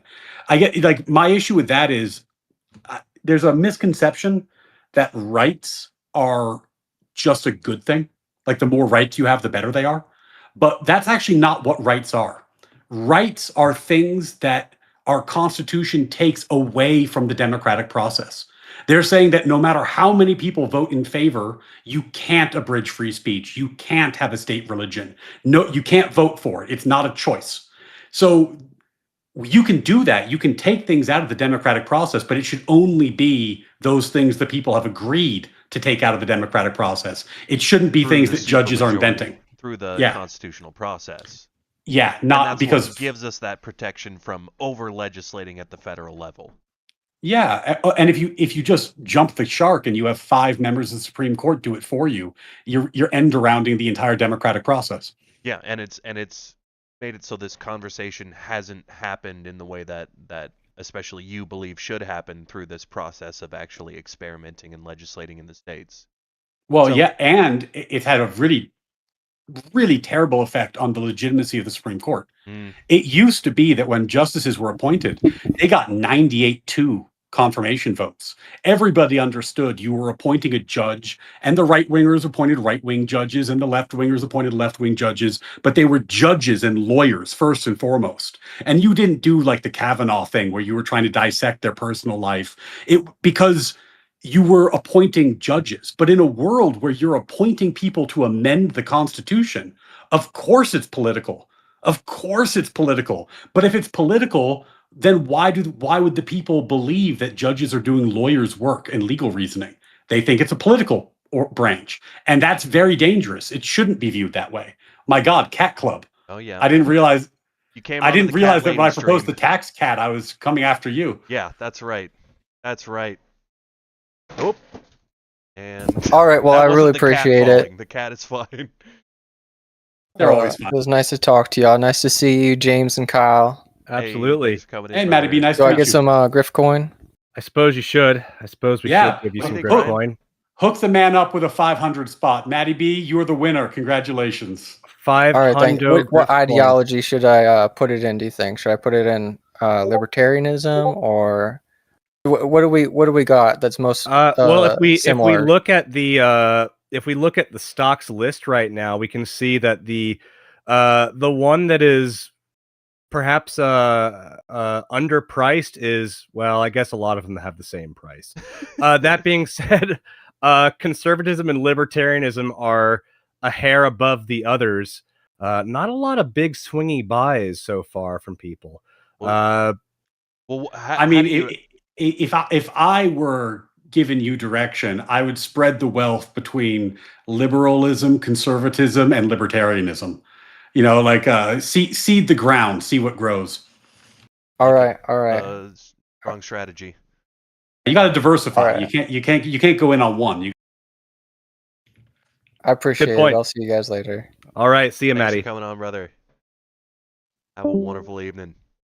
Well, we've got Grassroots Hegemon hanging out in Oh, the waiting room. grassroots, big supporter of my stream. Always good to talk to grassroots. Let's bring Grassroots in. Get him in here. How you doing, Grassroots? How's your evening? Hello, sir. Oh, Boom. See, that was the dog tax right there. I will say Discord audio is like really frustrating to work with. Like the first couple times I tried to join a panel, like I couldn't get it to go. Yeah, this has happened a couple times where I've tried to bring somebody in and then they've jumped back into the waiting room. I wonder if Grassroots Hegemon intends to join the call. Let's try again. Grassroots Hegemon, we saw you in the waiting room, so we pulled you into the show. And you hear his brother, take your time. We got a little bit of time. We can let you figure things out. Hello? And he's gone. Not a problem. I'm messaging him in my chat. I'm not sure what the. I have yeah. no idea what the fuck happened there. Hey, Oh, there he is. I'm an outrageous boomer with Discord. I It's get it. actually incredible. Dude, it's the worst. Like, there's a bunch of times where I click on like the, what I think is the show my camera button, and it just boots me back to the waiting room. Like, there's magic. Yep, yeah. All right, That yeah, happens. that's exactly what happened to me. I will not be showing you my camera because I look like an unhinged person who has been working for 35 fucking hours Oh, and that'll- is still fucked. So, Capitalism, yeah, baby. no, I look like a fucking feral animal. So, Why I wear the hat. man, yeah. Yeah, well, See, grassroots. that is why I wear a hat. That's an easy fix, brother. I look like garbage. Hat. Done. Grassroots is my True. kind of guy. He works hard all day to earn those capitalist dollars and then uses it to fund wrench communism. Just Yes, yeah, nah. Okay. yeah. 17 moderatorships so far. Collector. He's a collector. We're Yeah. getting it. Puts them all over his bedpost. And now people just know that, and then they just throw wrenches at me. Throw And I'm another like, one there's your like way." 300 of you. Stop it. At some point, it becomes burdensome. Yeah. The most popular moderator on YouTube. Yeah. So well done, Grassroots. What's on your mind, buddy? I don't know. I was trying to track along with you guys, but I had to sit in the waiting room because I thought I was screwing something up on Discord. Yeah. But I don't know. I've so far so- brilliantly convinced James and his entire audience that to support a limited government, abolish Social Security, and support natural rights. So things are going well. After I saw that Pisco debate, I'm how did not- I not I'm see not- this coming? How did I not see him destroying me in my own marketplace of ideas? I'm not against. At the very least, I'm a harm reductionist libertarian, and I am a libertarian. I don't know if you guys knew that about me. It's what most of the people from Connor's chat do. Yeah. And Ryan's. I'm sort of a harm reductionist in the sort of like getting rid of Social Security. Like I don't want to kill all your fucking grandmothers and shit. That's not really my bag. Well, some of your grandmothers I might. I don't know. I haven't met. Oh no. But Some awful grandmas out there. the thing for me is like it's just it's so horribly inefficient because it doesn't use any market power at all, and it is just extractive at that point. So I forget what the income bracket is. I think if you make over $100,000 a year, $120,000 a year, and that's as a household. Like that's a married couple working a very normal job, right? Each one of them making like 60 grand a year. Yeah. working like a 40-hour week. You fucking depreciate like 7% every year paying into Social Security. It is just directly a tax at that Oh, point. yeah. No, no, no. So If you are someone who ends up maxing out the Social Security in your income, which is, I think it maxes out at around 19,000, 19 and change, yeah, you are basically born like a couple hundred yeah, you're a thousand pay pig dollars for in debt. everybody else. Yeah, Yeah, well, no, because yeah, you'll never get that money back. Like you will, even when you get the benefits down the road, it'll be a small pittance compared to what you could have had if you had been saving it appropriately. So yeah, yeah, it does create like a certain amount of debt for everybody. yeah, yeah. And I think most people now, because that value hasn't changed, Ryan, you're right.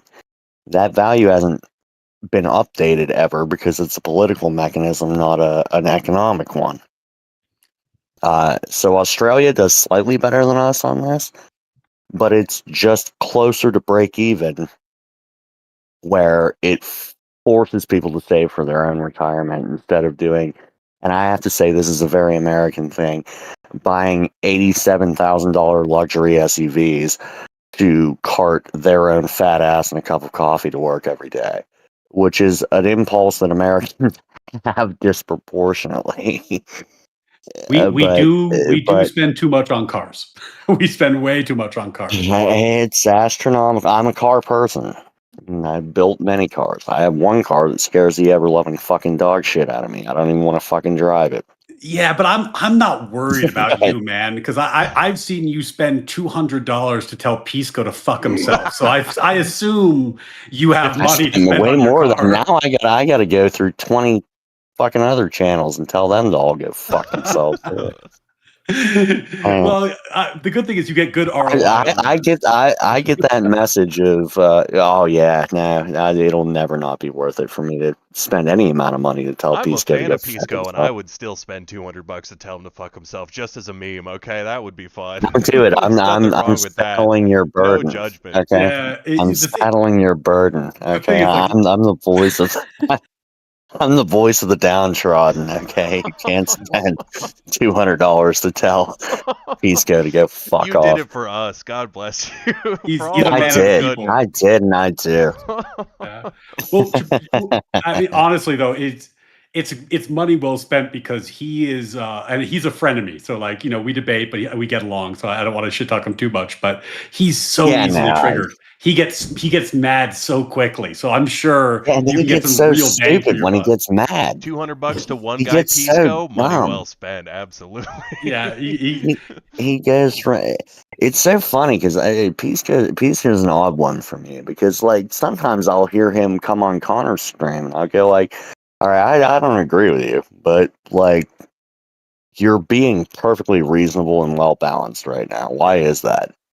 And then anywhere else he goes, he is an abject sociopath. And it's just a Occasionally. complete. Yeah, and I'm like, what the? What are you doing? well, And it's and look, worse with like I'm Hutch's mod too, and I'm like, this is your of course friend. you are. You know, Of course you are. you're talking around a fire pit right now. You don't need to be, trying to take his head off. Fuck is wrong with you? Yeah, and also, I mean, that just on the rhetoric level, I find it weird that he goes that hard in non-formal debates. I get it in debates, but like if you're having a Yeah, conversation, I don't know why you need to go that hard. Like, what do you get out of it? Except like, yeah. none of it reminds me of. I don't know if you all played like football or sports or something when you were growing up, but when you played football, if the game was on Saturday, starting on Thursday, the practices got real light because you didn't want to hurt yourself before the You game, didn't want to mess right? yourself up before the game. Yeah, Yep. so it's like drills and you go on 20% speed and just kind of the plays. You're not banging, and there's always somebody.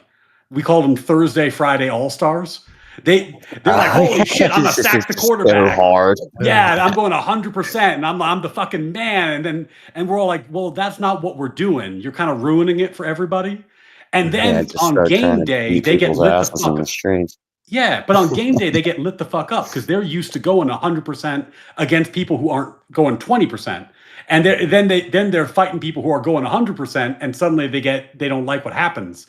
I think Pisco has a bit of that, where he goes into these conversations that don't need to be debates, and he just goes 100 miles an hour, and then when he gets into Yeah. like structured debates, he's a little bit like, wait, why aren't all my tricks working? And it's like, well, because people aren't trying to have a conversation with you where you're being a bully. They're actually fighting back now. Yeah, yeah. It's, he suffers under pushback, and then he says really crazy things that I don't actually think he even believes. And I it's not to say that he doesn't believe in his overall like project, but just that I'm like, I think you're overstating your belief in the first one because it's like, easy money, not literal money, but like, it's just low hanging fruit, I suppose would be the way I would say that. And then, yeah, I think you make a good point, right? So I find that very frustrating about Pisco. Not that he's Yeah, a dumb guy, not that he's a bad guy, just that he's like, like, I don't know, weirdly socially inept. And it's sort of, Just maybe just kind it's of a sort debate, of, bro. yeah, a little lawyer brain for sure. Lawyer yeah. brain is a good way. I Yeah. think that's what it comes down to a lot of the But time. but if we Well, move beyond that, like going to substance, like because there's tactics and that's all fair and good. But recently, he and Destiny have taken the position that their minimum, like their minimum for a candidate they would support, is packing the court and holding yeah, like yeah, Nuremberg style, truth and reconciliation hearings to go after everybody that supported Trump politically on the big stage, and possibly using that packed court to reform the pardon so that if Trump pardons anybody, they can still go after them criminally. And that constellation of ideas is yeah. batshit No, insane. That's yeah. To me, batshit that's completely dog shit and absolutely ape shit crazy. I also think Destiny's fucking crazy, and I'm a former I'm a recovering DGGer. Okay, so I like introduced myself I as that have. earlier today. Yes, yeah. I hear Yeah, you. yeah, I have respect for Destiny in some Tons, yeah. ways, but not.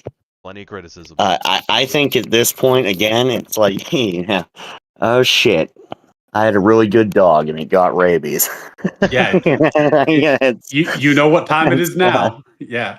No, yeah, I mean, look, like if that's on the table, like let me put it this way: if that's on the table, I can't imagine a Republican I wouldn't vote for. Mm. Like that yeah. constellation of I would ideas argue. is so bad. I like it. It almost doesn't matter. Like if that's the direction that the left is heading, then they cannot be allowed to have power. Like Okay. I don't know what else to say. Like it's that let me just like go on my soapbox for a second about court packing. Can you imagine Yeah, just game theory this out? The left wins, they add 3 justices to the court, right? Now what happens when the right wins? They want to undo that, so they add 6. What happens when the left yeah, wins I again? know. They add 12. Within 30 Unravels. years, we've got a 600-member Supreme Court.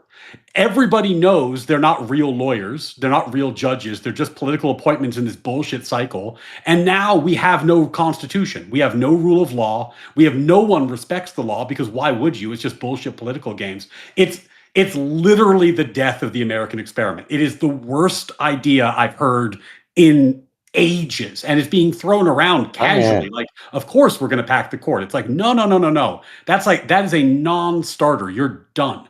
Like, I cannot like if that's on the yeah. table, then That's nothing else even matters. To give So some it's That's pushback, that's why I support packing the Supreme Court until the exact point at which I'm on it, and then after that, we pull up the after ladder. that, yep, yeah, absolutely, yeah, yes, this is the correct. system. All right, well, to I give just like some the wigs. pushback though, No, I'm sorry. I I'm think the kidding. reason they I'm feel kidding. comfortable I do not making support. these more extreme arguments is because they feel like the damage to the system has been done already, and if we don't put up barriers that give significant consequences to these people who, in their eyes, have, and in my eyes, have flaunted and ignored the law and the intent of the system in so many ways. If we can't hold them Right. accountable, then we just continue to get people like them who are willing to ignore the process, and they're less Sure. worried about breaking the system because the system in their eyes is already corrupted to a degree that they're worried about it ever recovering. Okay, I'm going to So be. what I'll Oh, go say. ahead, Grassroots. Oh, I'm sorry. I didn't mean to step Yeah. on your toes. No, I was going to. What I'll say is that is literally Ben Shapiro's argument.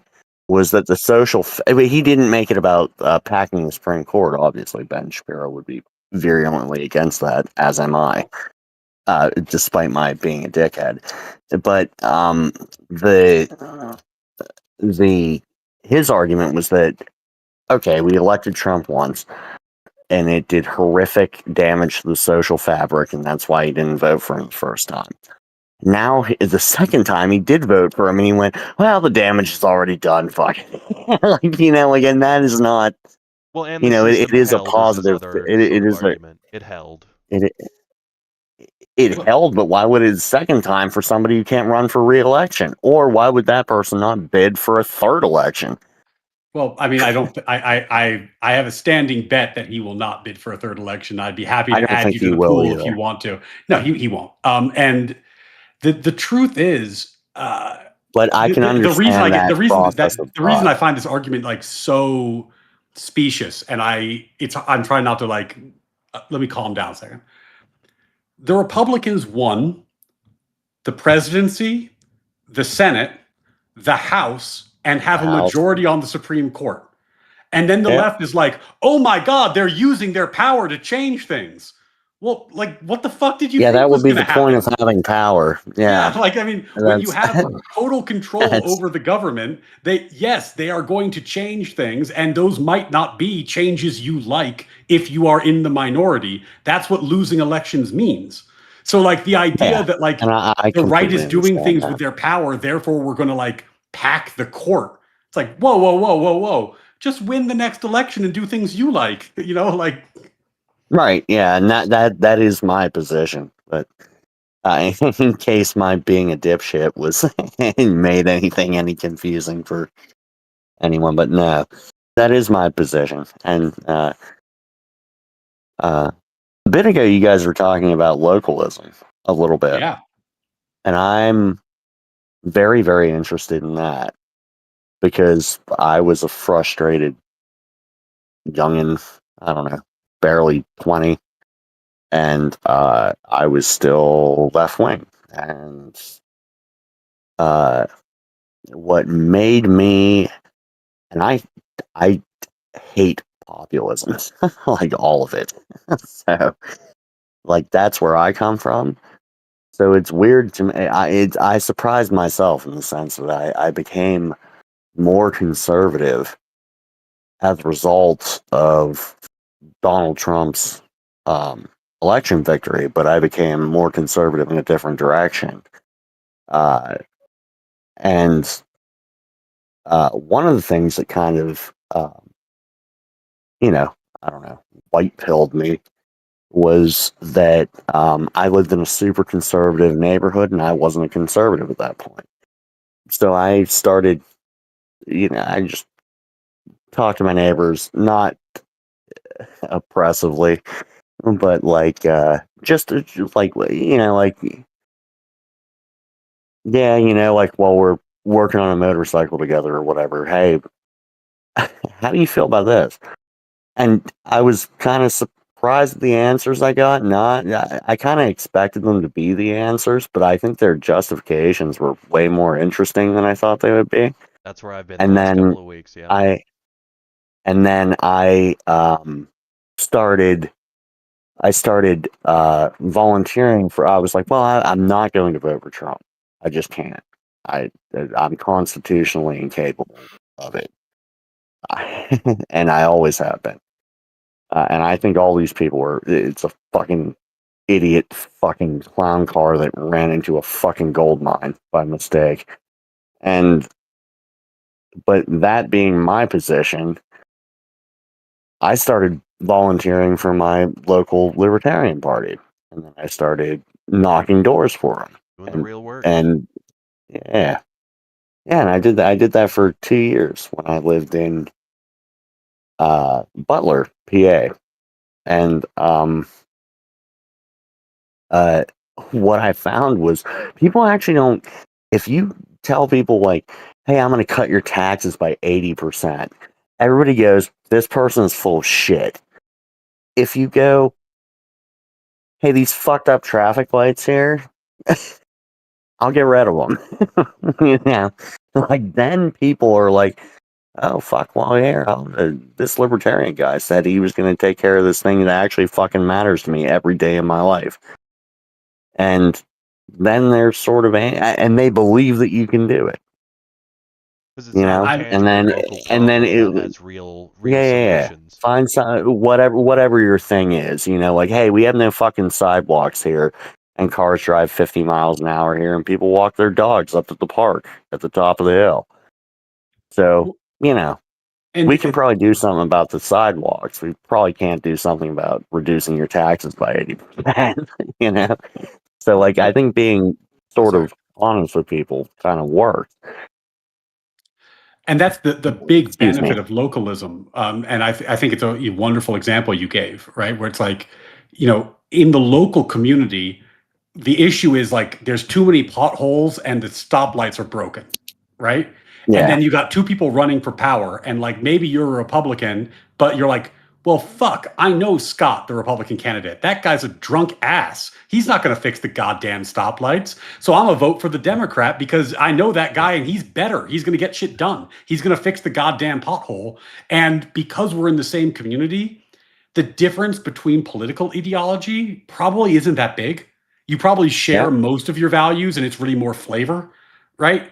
And yeah, it's possible to vote for somebody who's not in your party. You might vote for the Libertarian, you might vote for the Democrat, right? On a national yeah. level, none of that applies. It Like doesn't work at all. Yes. you don't know the person, the issues aren't your issues, it's all super abstract. So you're just voting the party line 9 times out of 10. Yeah, and it's a And big gradient of flexibility too. It's like at the state level, it's diminished but not gone. Where yeah, people will flex a little bit. Like, look, I'll have a libertarian for the treasury, but I'm not going to have a libertarian for any of the policies that libertarians want. You know, but that's something. You know what I mean? Like that little bit of movement there is to me like that. I got a lot of support out of just being honest with people about what I can do for them. You know, and that's so coming from my position yeah, anyway, can I which try to was get you to solve nothing, by the a way.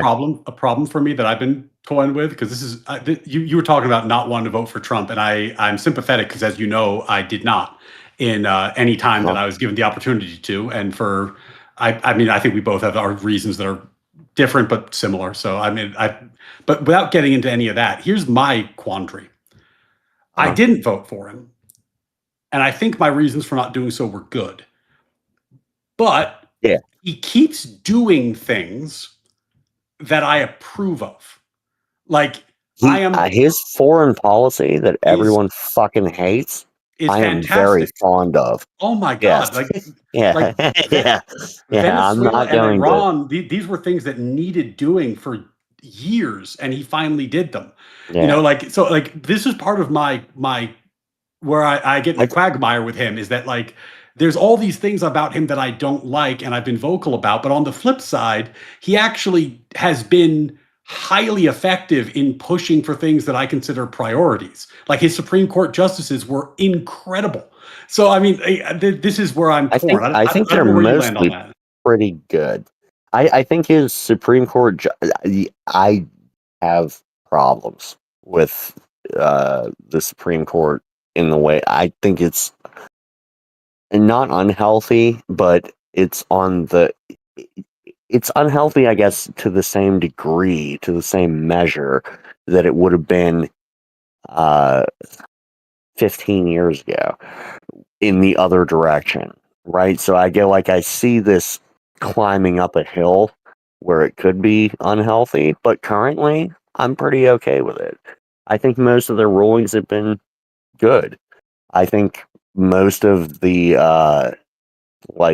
when they post their briefs, I can read most of them and go like, yeah, it's pretty good. I got your reasoning.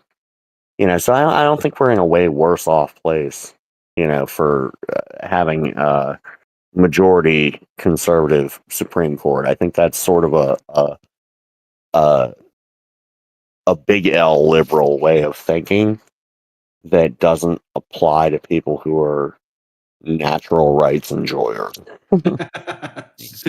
So Yeah, this is so no, I'm not bothered by that. I like his foreign policy. I like his hawkishness. I approve of it.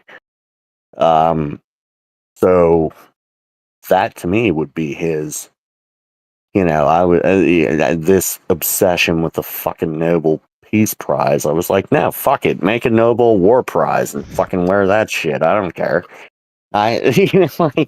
It depends on who you're going to war with. If you go to war with fucking Greenland, we might have a problem. if you're, actively attacking the axis of evil, and good. Well, yeah, I mean, like Good. China created proxy states and alliances with the express purpose of undermining us geopolitically and economically. Like Correct. Venezuela was there to be a proxy state for China and send Yes. them all its oil to break the American petrodollar and hurt us economically. That was Yes. the Before point. that, yeah, exactly. Yeah. Yeah, Before that, it was a substitute for American oil. It was yeah. their alternative. It was And- directly to hurt us, and it was directly to hurt us so that they could later militarily hurt us. Well, and then Iran was, feeding oil to China in enormous quantities. Was built like Mhm. I'm not an anti-Ukraine person, so like they were building the drones that Russia was using to kill the Ukrainians. So like not on the right side of that conflict in my mind either. And then spent the last Yeah. 40 years engaging in terrorism against the Western world through its Yeah. proxy. And like these Yeah. are this is an And enemy to me, the state. terrorism alone would have been enough. Yeah. That would have been enough that I would have gone, okay, these people need to be broken. not Well, the like, people, not the people of Iran, just like the, the structure. Look, you can apply pressure in a lot of ways, and you'll be real surprised how quickly people will start to become reformists when you start killing all the people who are. As I always hated that stupid ass is a leftist saying that you can't bomb away an ideology. I was like, we've done it like multiplicatively. You absolutely can. well, A it's lot of just times, though, I feel like you end up it ain't that regrowing. hard, You end up just but it's growing also the not very opposition pretty. by doing that, right? They call it blowback in the CIA. A lot of the times when we take these actions, we recognize that Sorry, there is going I to didn't be mean to be a buzzkill. we recognize that there is going to be like a significant blowback for But you our can operations in like Iran. wow. oh Yeah, no, I mean, there could be blowback, but I think it's like, look, man, there's no permanent solutions to geopolitics. There's just temporary solutions, right? yeah, Like the next you thing's just going to manage the happen. situation how Yeah, you have to. sometimes it works, sometimes it doesn't work as well. I think the people in South Korea are pretty happy that we intervened, right? Like I think if they look at North Yeah, Korea and say, absolutely. "Thank God that the U.S. bombed the shit out of people and gave us freedom and democracy," and like in Iraq and Afghanistan, it didn't work that well, right? So like it's a mixed bag, but I think I that would people, argue in Afghanistan it worked pretty well, well, but tell it in didn't. Iraq I would say was a fucking disaster, but it was a disaster for different reasons. And But I would here, argue it's a lack of follow through, but but also, that's a me thing. it's weird to measure it against perfection. Like the question isn't like, I oh don't. my God, if we had intervened better and built a successful democracy, what would the world look like? The question is, if we let China continue to undermine us geopolitically through these proxy states and engage in economic terrorism and actual terrorism against us and our allies through these states, Exactly. where do we end up in 15 years? And I think the answer is that we'd be a lot worse off. So sometimes you got to do something, and like it might not work out, but you still got to do something. Yeah, and you are kind of gambling on both the retroactive and counterfactual at the same time, which makes that a little bit difficult to make the case for. Like, somebody can always cry about what the problems were, but like I don't know. I've done a lot of fucked up projects, and I've never had one where everybody came out with clean hands and was perfectly thrilled with the results. That's not really the goal. But that is the left wing thing to treat it that way, I think. Well, this is back to the Thomas Sowell conflict of visions. Are you looking for trade-offs that are acceptable, or are you looking for the perfect solution that solves the problem in the way that is acceptable to you in some long-term way? And that is the classic left-right divide. I think that's, you see this often in immigration, where if you ask someone who's like on the far left, like, what do you think about how do we fix the border? They go, well, we should fix the economic disparity in the Southern Hemisphere. And it's like, well, holy shit, that's not a border policy. The fuck do you plan on doing that? I didn't ask you what you would wish for if you rubbed the lamp. I said, like, what would you do for the border, right? And that's the kind of thinking that I think sometimes can get a little frustrating. But I hear it. Yeah, I agree entirely. Yeah. And I am going to mute myself here for just a second to throw my dogs outside because they're about to start screaming at a bunch of deer. We Dog do tax. have sorry someone if else I've in the call waiting. Oh yeah, both of them all the time. They won't let me get away from them. So Grassroots, we do have somebody else looking to jump into the call. Once you mute yourself, I do want to give you the opportunity to give us any final thoughts that you might have. But since they've been waiting for a minute, I don't know how much long we've got Ryan for tonight. I don't want to hijack anybody's spot. Yeah, now here I can give up my time. But no, I think my only last thoughts is that I broadly agree with Ryan. I think where we disagree is like on margins on particular issues, and usually a matter of degrees more than the actual substance. I think we kind of share fairly similar core values. So, and the other thing is I'm not allergic to. I'm also a Georgist, which I'm sure Ryan would hate. And, but no, I'm not allergic to any kind of idea that feels like it's well thought out and trying to address a problem, even if it's imperfect. Imperfection is not like a disqualifying, and people treat politics like that all the time, just like Ryan just said. And I don't think that's just how anything works. You're a capitalist and a wrench communist, so I love you, brother. Well, it was nice to talk to you, Ryan. It was nice to talk to you guys too. Yeah, thanks for coming on. I'll get out of your hair. Always a pleasure. Before you go, we should probably give you some fake money. Ryan, how much grift coin do you think Grassroots Hegemon has earned? Grassroots earned his 500, but I'm instituting the animal tax. So it's 495 because he gets a 5 grift coin animal tax. Okay, be warned. It's been determined. Capability. We haven't passed that law on our end, but oh man, as you should have seen me when I was showing German Shepherds. I wouldn't have anything left. I'd be owing you money. You'd owe me grift coins. Excellent. Okay. Well, it was lovely talking to you guys. Thank you so much. Chatting with you. Thanks for coming in, brother. Yep. Bye. Have a great evening. Excellent. We've got Bandit 848 hanging out in the waiting room.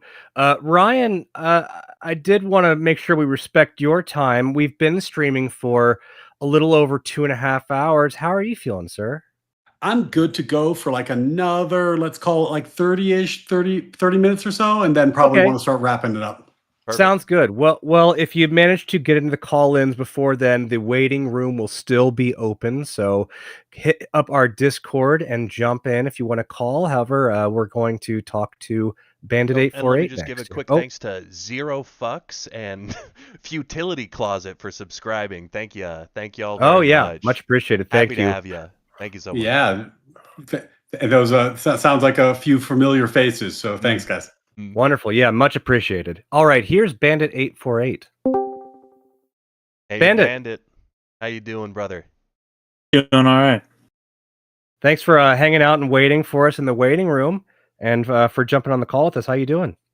Doing all right. Give me 1 second, because I had my camera on. Let's see. Oh yeah, when Right, we swapped. yes. There you It go. was- Gotcha. Hey, It welcome. was in. on and then turned off. It's when Hey, I what's it's up, when I buddy? when I pull you into the new room, it makes you do it all over again. Mm. I don't Okay. care for that aspect of the process, but is what it Yeah. is for now. Anyway, we got you back though. Good. Yeah. So just listening, there was 2 points of contention, and I don't want this to be seen as being aggro, because I don't take it that way. But there was 2 points that Ryan made that I was kind of like, I've got some questions on this.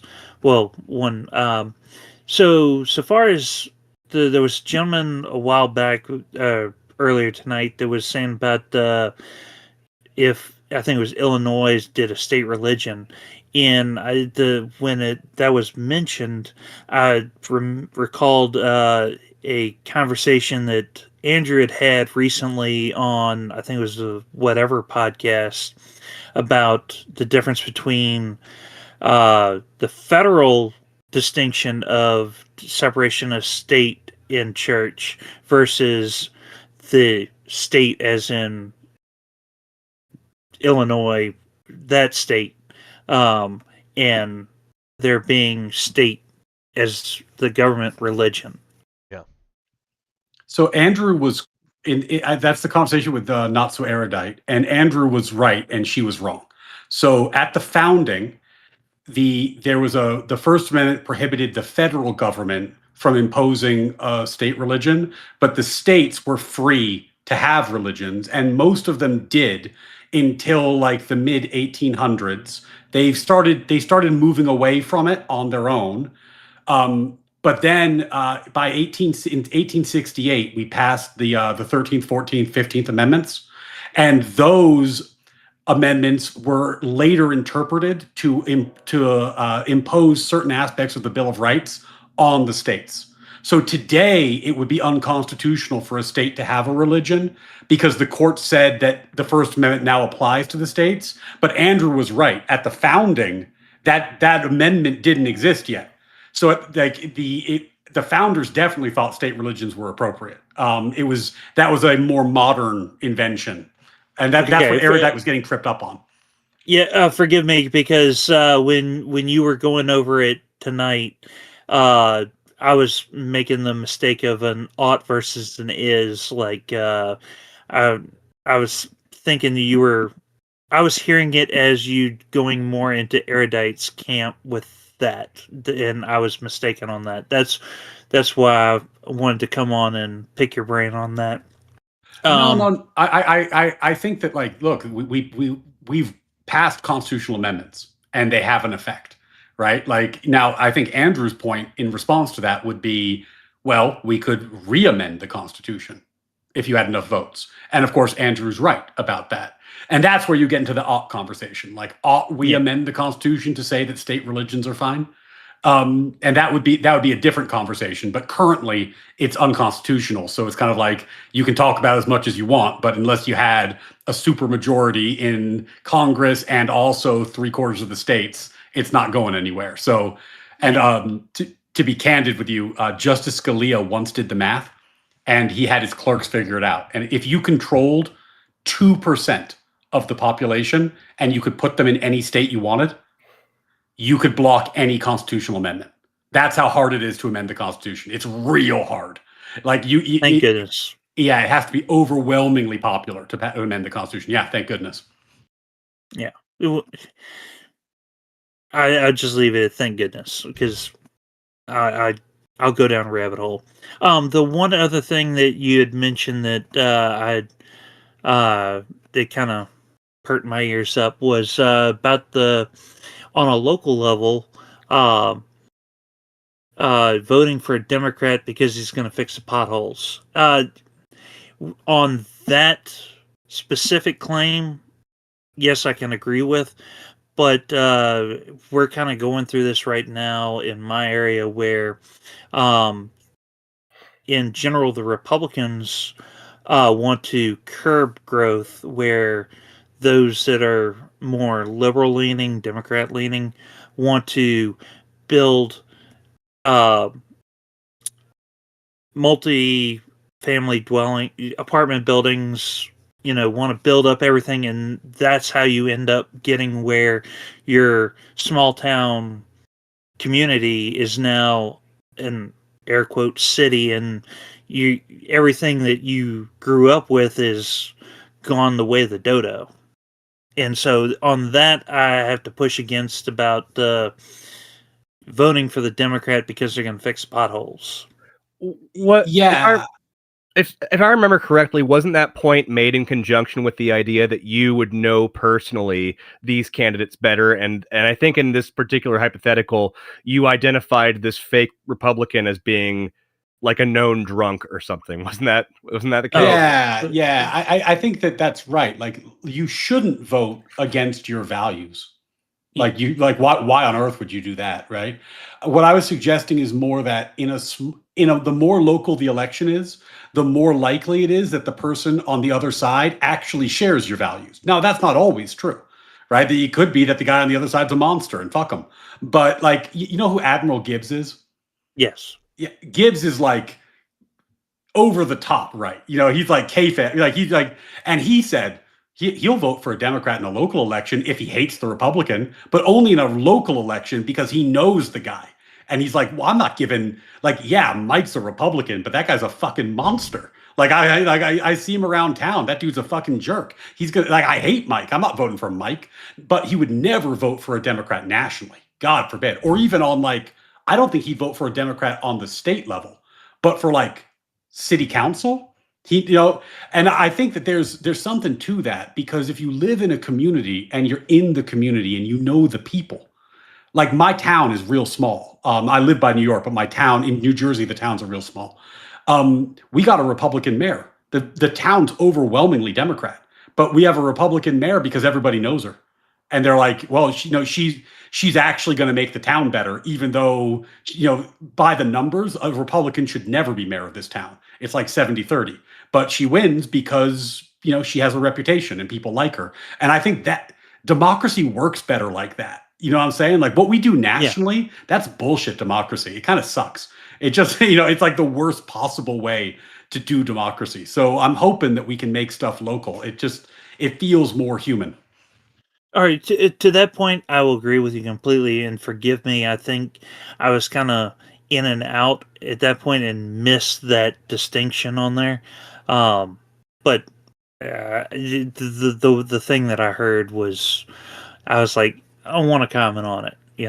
No, and clarify, yeah. It's a very good thing to clarify, because look, if you want to keep your town small, you should not vote for the person who's fixing the potholes and wants to build apartment buildings, right? Like, because you're going to be very sad about what happens next. And that's a big deal, because, like, once you vote for the apartment building, maybe it's good, maybe it's bad, but then the apartment building gets filled up, and now your vote counts for less. So once it's done, it can't really be undone. Well, and also, I think it probably goes across the board, but I have noticed it with this is, so I'm not going to dox myself, but it's one of those things that I'm on the outskirts of an air quotes major city. So it's one of those things that when they build apartment buildings, it's not people from the rural areas that are moving in. It's the city that's expanding in. And so which ideology is moving in? It's not the rural farmers that have conservative ideals. It's the liberals that don't have enough room, and they need some place to be. So yeah, and that becomes very challenging quickly. And this is why I think why, like, for example, even though like trans people are a small percentage of the population, it dominated the discourse in the last election. And the reason for it is exactly the situation you're describing, right? Where you're like, wait a minute, if the demographics in this town change and the composition of the school board changes and the way they teach changes, what are my kids being taught? Because what happened in COVID is people got a glimpse into the classroom who don't normally see inside the classroom during remote learning, and they went, "Holy fuck, what's happening?" Like, like this is not what I thought it was. And I think that becomes an animating concern because it becomes like a wedge issue because people see like, oh, if the values that dominate the political power in my community change, then suddenly the things I take for granted, like I'm going to send my kids to school and they're going to be raised more or less with values I agree with, might suddenly change. And that can be pretty scary, even if there's no trans people in your town, right? Like the idea is itself quite animating. Yeah, even if it's a very minute issue, it could be one of those things that um the I don't think slippery slope is the right thing, but just you have the tiny thing that makes them question their whole worldview in 5-10 years down the line. They've gone down a completely different path. I mean, there's questioning authority is a good thing, but when it's one of those things that people are just asking questions to get you to think towards their way, not to think, not to critically think, is the way that I would like to put it. Yeah, and I think this is why there's I was talking earlier about this idea that I think is mostly ascribed to the left about like the one true idea vibe, where if you don't agree, you must be stupid, uneducated, or grifting. And that's a tough one because it's not that there aren't good ideas that pop up on the left from time to time. I myself used to be on the left, so I can't throw universal shade. But once you spot that, for me, you spot that hubris, it's a little hard to unsee it, right? Where you're like, are you so sure that everybody else is wrong and you're right about this? Especially when it's something, it's like, okay, like I don't know. I read my stream the Obergefell decision. That was the gay marriage decision for the Supreme Court recently, which was like a big move for me towards originalism in the right. And one of the things that Justice Kennedy said is that in his reasoned opinion, it's unconstitutional not to allow gay marriage. And it's like, whoa, buddy. Like, in your reasoned opinion, you're saying that something that was the universal practice of every American, of every state, of the entire country for 115 years consecutive was wrong, and you are right in your reasoned judgment. Therefore, the Constitution must allow for this, though it doesn't say it. That's a lot of hubris. That's a heck of a lot of hubris. And that's the sort of thing that gets me triggered because then I'm like, whoa, at least to me, you have to say like, well, if everybody has always said this forever, shouldn't we at least have a law? Shouldn't the people at least pass a law if they want to change it? Why should the court suddenly feel this way? And it's because they've arrived at the one true opinion, which drives me fucking nuts. But I'm now breaching the etiquette of the marketplace of ideas and getting a little feistier. No. Well, We allow to feisty. extend. Just keep it where it should be. We've had plenty of agreement and plenty of positive conversation. If you want to get a little bit spicy after the common ground has been set, please do. Please do. Well, to extend an olive branch, and I'm sure with your conversations with Rob Noor, you've seen this. It's one of those things that those of us on the right are going through the same thing when it comes to the issue of war. Like post GWAT, Global War on Terrorism, a lot of us are like, all right, we're having to reevaluate what is the just cause to go to war. What are those parameters of which we will accept and not accept having military action. Yeah, and I'm so glad you brought that up because one of the things that people have been saying to me recently, a few times, I think James is one of them, but a few people, which is interesting, is that like how much they appreciate the vibe shift on the Law and Order show. Because Rob does his thing, and that's Rob's thing, and he's a firebrand. And I fucking love it. I love Rob. He's good people. But our show is a lot more like calm, in part because Rob and I actually have like a lot of meaningful disagreements on politics and policy. Like, and we've seen this. Rob is not pro-war in this instance, and I am, and so we have a real meaningful disagreement. But I hope that what we can model there in that space is that like within the broader right, there's room for disagreement, right? And like somebody like Rob and somebody like me who have very different views on foreign policy can like explain it, and I can explain why I'm pro and he can explain why he's con, and we don't have to get fucking crazy about it, which is important, especially because Rob and I, if you go back in the lore, the first time we tried to do the Law and Order show, it broke down because we couldn't stop fucking yelling at each other and it got real personal. So we had to figure out how to do that because we were on X and Rob was like, I fucking hope this happens to your family, you traitor. And I'm like, fuck you, Rob. And, so like we were going hard on each other. And then like a few months later, we were like, nah, I think we can do better than that. Right? Like, I think we, yeah. I hope that video is still around because y'all need to post that just for the fun of it, because I mean, y'all have done enough episodes to where if we saw it now, it would be one of those things where we would get the end joke. Yeah, I think the worst of it was on X, so maybe I'll go back and find those posts because I was getting on his case because he was saying when the right needs to do more political prosecutions, and I was like, don't do that. We need to stop political prosecutions, and he was like, you don't understand that people have been victimized. I hope it happens to you, and I'm like, fuck. It was pretty funny, but no, but it's good. Like people are passionate, but I think it's also good to like show that like. I don't know. I think on the left, there's this view that the right doesn't have reasons for the things they believe, and that they don't have like a rational discourse, and it's just not true.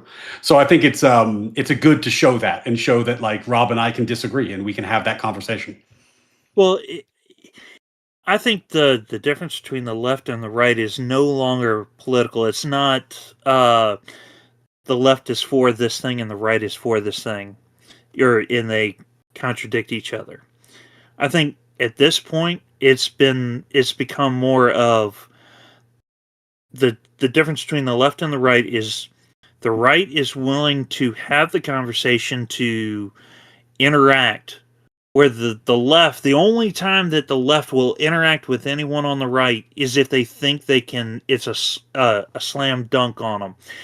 And even then, it's one of those things where they're looking for some sort of thing in the background to, if it doesn't go their way, they can tear them down in some way, shape, or form. Well, resident lefty James, what do you think? I feel like I'm not well positioned to rebut that. Criticism can easily be levied in both directions, and I think the reason that both sides are having such a hard time seeing each other is because they feel like there's so much risk that when they get in these discussions with people from the other side, they don't want to give up an inch. And so we don't have, it's not that both sides are incapable of having these conversations. It's just we're not having them because we're not incentivized to. We don't see the value in having the real conversation because it can feel a little dangerous. If I showed up to debate Ryan and I get my butt whooped, then that hurts the values that I want to see. And so, as much as I have a ton of criticism for the way that people go about that, I definitely understand the instinct to be very, very performative and try and win on those grounds rather than having the difficult and maybe even dangerous conversations. But can I offer a counter hypothesis? It's not counter because I don't disagree with that, but just maybe another factor. Yeah. There used to be a smoky back room right? So the Republicans and the Democrats, they could go out and give their speeches to their bases and the papers would cover it. But when it came time to make a deal and to make a policy, they could go to the smoky back room where there were no reporters, and you don't have to do the kayfabe. You don't have to play to your base. You can make a deal, right? And then you come out and you sell it.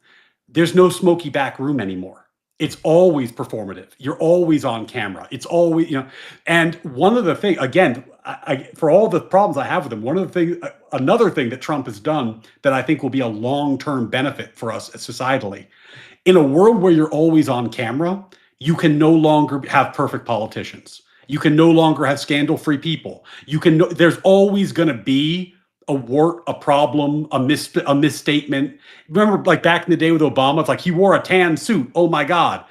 In the digital era, the information economy we have, you can't do politics like that anymore. What Donald Trump has now done is he has given us room to have imperfect politicians who are like obviously flawed, it's like, he's like, people are like, yeah, did you bang that porn star? He's like, clearly I banged that porn star. That would have been a career-ending scandal, But now it's like, yep, absolutely. They're like, oh, okay. It's like, wow, you've had a lot of wives. He's like, sure did. Well, Trump had the baller move where he was like, not only did I bang her, but she paid me. And but like seriously, like in the long term, like if the way we do politics now with like the fucking microcosms and social media, you're never gonna have that Walter Cronkite newsroom, and you're never gonna have that like JFK figure. Everybody would have known about Marilyn Monroe and the fucking jacuzzi and the blowjobs and all the skeezy shit I'm sure that JFK was up to. We'd know all of it.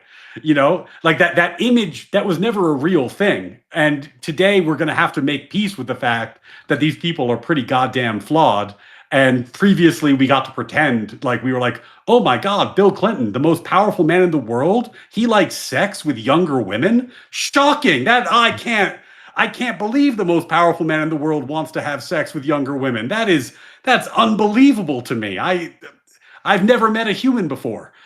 So this, anyway, hopefully that helps us out. Skeptical at first that anything good had come of the Trump presidency, but you might have sold me on this one as well. Yeah. Yeah. See, look at this. Abolish Social Security, federalism, natural rights, Trump good. Close down the show. Okay. To the point about Walter Cronkite, I think more people should look into, or at least recall Dan Rather, because I think Dan Rather was like one of the last Walter Cronkite types, air quotes.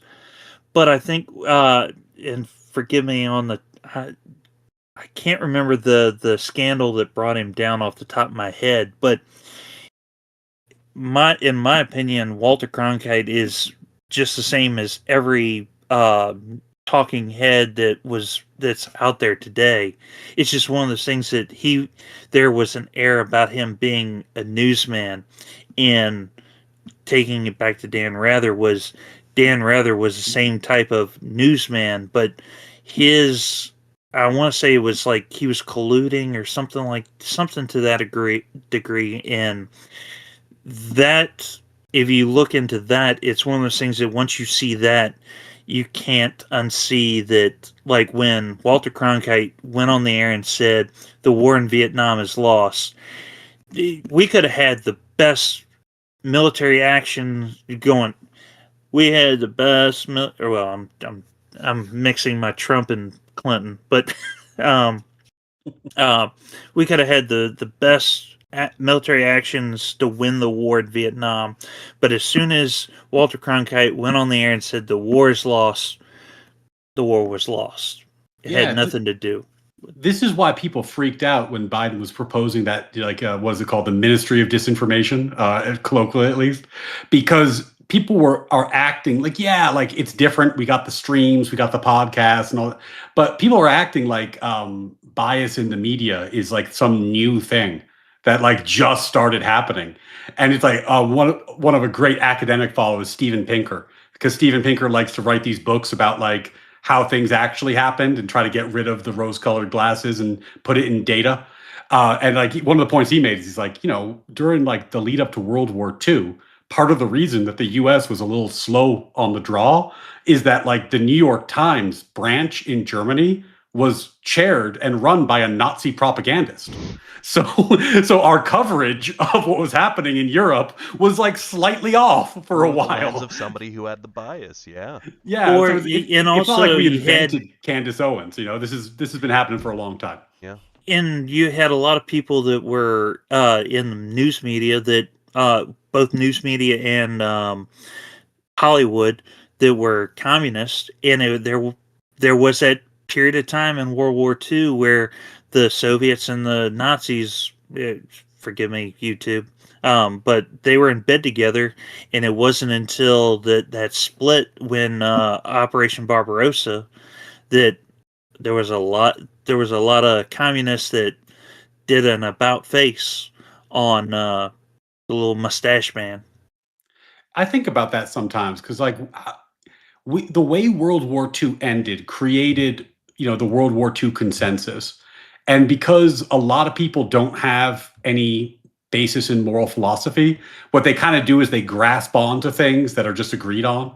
Like post World War II, we're like, well, the Nazis were the worst, and Nazis were racist, so racism is the worst, and that's my moral system. It's not really a moral system; it's just kind of like it's a historic act, But like, It's Orange Man bad. yeah, yeah. Basically, I mean, but then like the communists were not better than the Nazis. They were just as bad. Like these are equally morally abhorrent. But it's a historic accident that we had an ally with the communists, and in order to defeat the Russians, and as a result, today people are rightly ashamed of wearing a swastika, but are happy to put a hammer and sickle on their backpack at a college campus, as if these one group was not morally reprehensible and the other was, right? So it's an odd thing. I worry about that sometimes, where I'm like, how did we get to a place where there are more open communists than conservatives in many academic departments, where like you are more likely to run into somebody who admits to being a communist than a conservative in many areas? That's fucking wild. Like you should be very ashamed to admit that you're a communist. Like people should shun you and call you an idiot. Like because it's a bad thing to be. If you're a supporter of like Soviet communism or Maoist communism, then I understand that. But I don't know. I take a little bit of umbrage with that. But well, to push back on James, it's one of those things that's like, all right, there is that give and take when it comes to being, all right, I agree with this branch of communism, but not the Maoist, Stalinist. But it's one of those things that if you even think about approaching anything that you didn't even declare it just happens to align with something that the Nazis believed, then you're declared a Nazi. Yeah, I think it's fair to say that people overpaint people on the right as Nazi supporting, but I think there's something inherently problematic, inherently negative about Nazi ideology that isn't necessarily present in all forms of communism. No, this is the point. It's the same. Like the reason that Nazi ideology is morally wrong is that it violates natural law. The reason communism is morally wrong is that it violates natural law. It's not like it Nazism is like the racism and the extermination of the Jews violates the obligation to treat people as like given moral dignity by God, to treat people as individuals. Communism, even if you got to it democratically, violates your liberty. It violates your right to pursue happiness. It takes away your natural rights. Now it does it in a way that's like Nazism is like the guy who knifes you in the alley, and communism is like the monopolist who suddenly takes away all your income, but it's like a Ponzi scheme. You never see it coming. It's like a white collar crime, but they're morally wrong for the same reason. And this is a great example of why I actually do think it matters to have like a grounded moral system, because on a grounded moral system, like, if you talk to anybody who believes in natural law, anybody who has like a Christian foundation, like an Orthodox foundation or something like this, they're going to say communism is expressly wrong because it goes against everything I know and believe to be true about what makes moral people and how we ought to treat each other. And even if it was democratically arrived upon, it would still be wrong. And that's very different than saying, oh, well, at least if they don't have a violent revolution, it's fine. You know, like people like it is a different worldview, right? And I think that like when I get frustrated and worried about the left, they don't have this moral clarity anymore. I do think that they're like, well, you know, communism's just one worldview and all worldviews are equally valid. And it's like, no, they're not.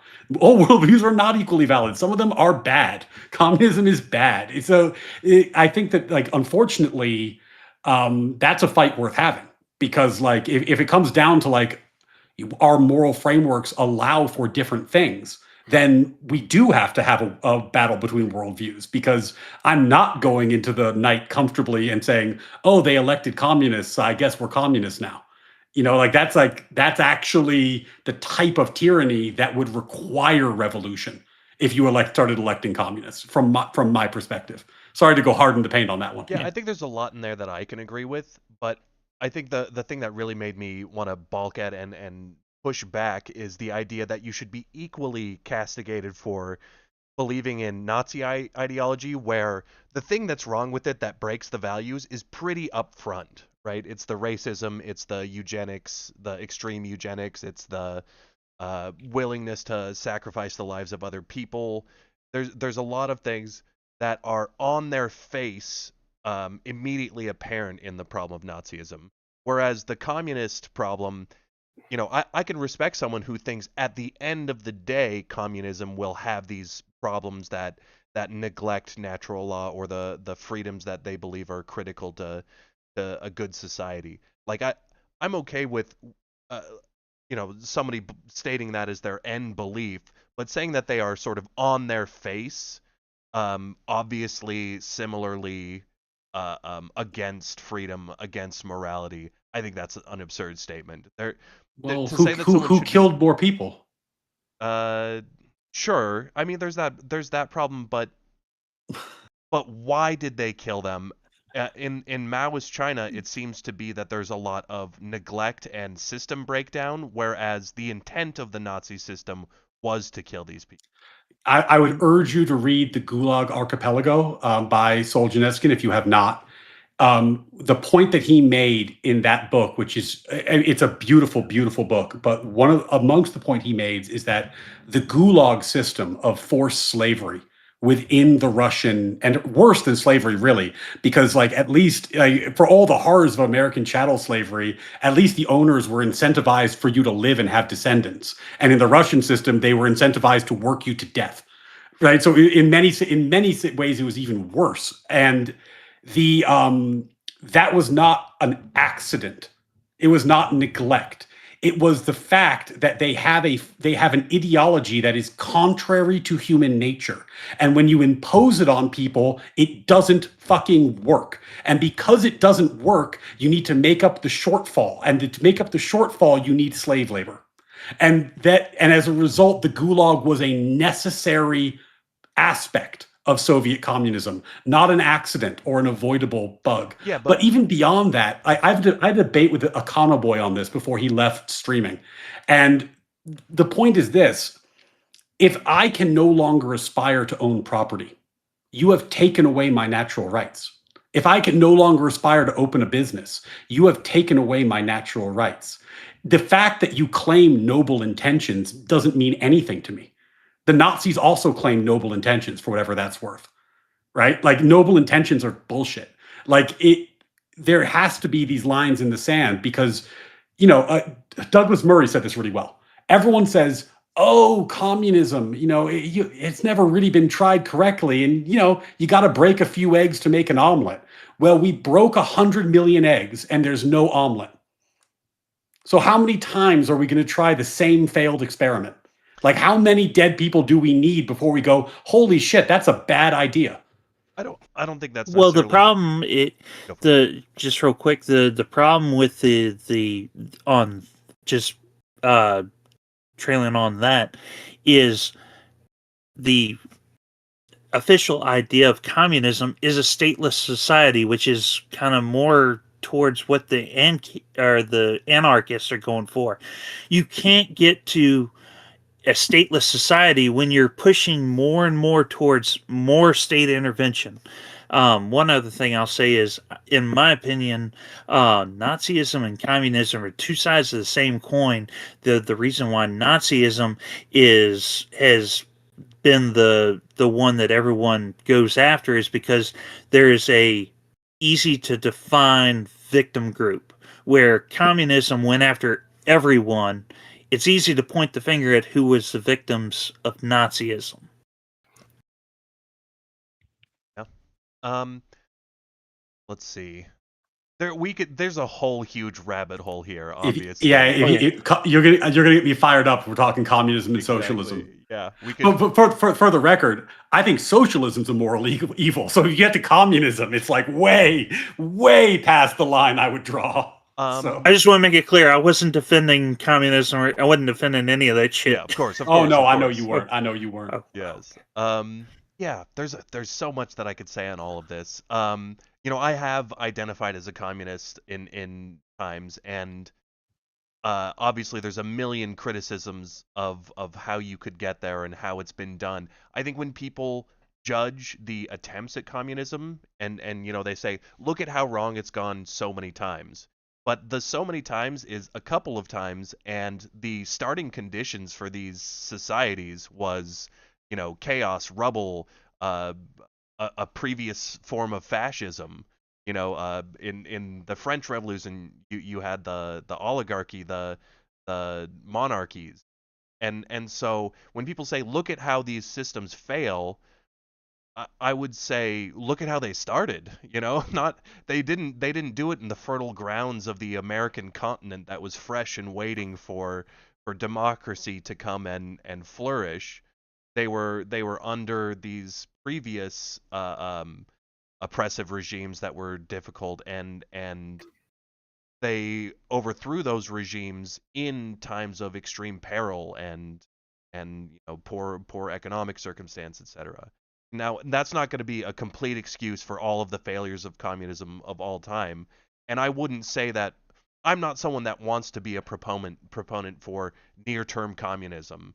I don't think we get there in 300 years, let alone 50, let alone, like 10, like accelerationists want to sell you on. I think there's a long process that could move towards that, and I'm not, I don't identify purely as a communist for this reason. I don't know where the end point is, but it seems like a lot of the principles that have been discussed when considering communism can be good principles that we can move towards. And it's not a goal unto itself to me to create communism in any way. My near-term solutions are just liberalism, and even, I'm open to some conservatism, as I've shown in this conversation. I'm not a communist to be a communist. I am a let's build the best system, and I can see some good ideas in communism personally. But this is a great example, again, which has come up a few times, of the difference between actually holding an objective moral system and not. Like communism is ruled out. Like I've had debates about communism, and you can talk about economics and the history and the material conditions, but the fact of the matter is, I hold a philosophy in which communism is a moral evil. I actually don't need any of the data. Philosophically, it's wrong, right? So the problem that I have when to be here for another 3 hours. So. Yeah, but when the left moves away from these kind of I'd say core American, commonly held, these were almost cultural universals until pretty recently, and they start saying it's morality is subjective, it's something culturally constructed, and look, it turns out that everybody who holds this point of view is somehow on the far left. Isn't it weird that all the people who say morality and politics is culturally constructed all arrived at leftism? None of them arrive. You'd think it would be evenly distributed if it's merely a social construct and a preference, but it's not. It's always a prelude to fucking communism. And this is the thing that kind of gets me, where I'm like, well, at a certain point, it's kind of hard for me to give it that much benefit of the doubt, where I'm like, okay, so we're going to engage in this philosophic argument, but it seems that really politically, what it is an excuse for the inexcusable.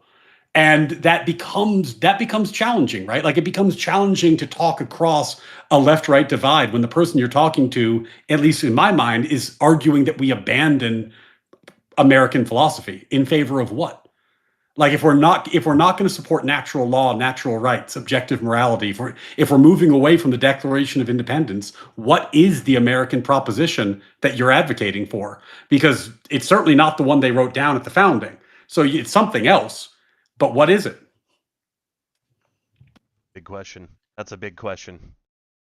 I Worth think it? I will spend some time it considering it. doesn't Thank you. it doesn't go across the board, but I think a lot of it can be tied to Chesterton's fence. You got so many people that want to tear down this thing and that thing because they don't like the color of the paint on the side of the on the side of the fence. But it's like, well, the color of the paint on the side of the fence is not the reason that the Not fence is purpose up of a there. fence. You need to just to tell us why that fence was put up, why that fence no longer needs to be put up, and then why we should take it down. You know. Well, I hope to be the first communist that you gentlemen know that actually looks at the fence for a good long while before just smashing it to bits. All we can ask for, I guess. Apparently. All right. But if you want to see a deep cut on this, I have on my channel a debate I did with the Kano Boy, where I took the position that socialism is morally evil, and we don't need to go any further in the conversation. So if you want to see me and a Kano Boy bash it out, it was very polite. It was a nice conversation, but we went a little hard in the paint at times. Okay. It was a good one, so that's worth watching. Yeah. Kyle, Well, you want to watch that together on Friday? One little point I want to make, going back to the Nazism and communism thing. Nazism stands for National Socialist. Is they're National Socialists? I forget the exact. Yeah. But then the communists, the USSR, is the Union of Soviet Socialist Republics. They're both socialists. Sure. But also for a little bit of a joke in there, the USSR is completely redundant. We are the group of the group of the group of the group. It's like the term chai tea. Chai means tea, so you're having TT. Yeah. Yeah. You're having TT with your group. Good times. All right. Well, it kind of seems like this conversation is petering out, and we have been here for 3 hours. I need to get some food at some point. I have really appreciated and enjoyed this conversation. I really appreciate you calling in, Bandit. Let's finish up that. Ryan, how much Griff coin has Bandit earned today? Oh, You're muted. Sorry, I keep forgetting how to push to talk because Discord. Yeah, I got to put some real coin in Bandit's pocket because I think he's going to spend it wisely. Bandit, if I lay some coin on you, are you going to invest it in anti-communist so that we can push the communists off the billboard? All right. Yes. What's the max I can give Bandit? I trust Bandit to invest wisely. We said 1,000 is what we're giving people. We've had some 1500s. What do we think is the maximum upper? Let's call 1500 the maximum upper limit for regular call-ins. All right, Bandit, you've earned my trust. You're gonna. We need to smash the communists on their leaderboard. So go vote go invest your money in anti-communism. Very good. We've got 1,500 grift coin heading to Bandit 848. Bandit, thank you so much for calling in, and we will hope to see you around sometime. Yeah, thank you. Much, y'all have a good night now. Thanks for the conversation. Right. Have a wonderful evening. Excellent. Well, we did not get around to everything we had hoped to discuss. We didn't get to do our debate court bit where we I was really looking forward to that. I was just looking forward to just throwing shade, okay? Yeah, who are the actual debate perverts that need to be persecuted? I sent you one, James, on DM if you wanted to put it up, and if we just do one just so say we did it. Yes. Okay. Kyle, do you want to send it to? Wait, you don't have Kyle in DMs. I'll bring it up. But I don't think I have his DMs. I'm gonna have to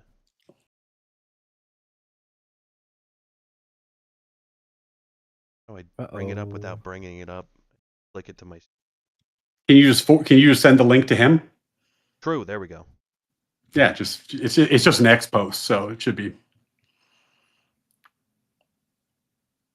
I know, fucking doing tech after 3 hours in, disaster. Oof. Couldn't be me. Kyle, I sent it. Oh yeah. Okay. Oh yeah. Let's see. This is Zero Fucks, one of my mods, who a wonderful debate pervert quote. So this is from the great debate pervert himself.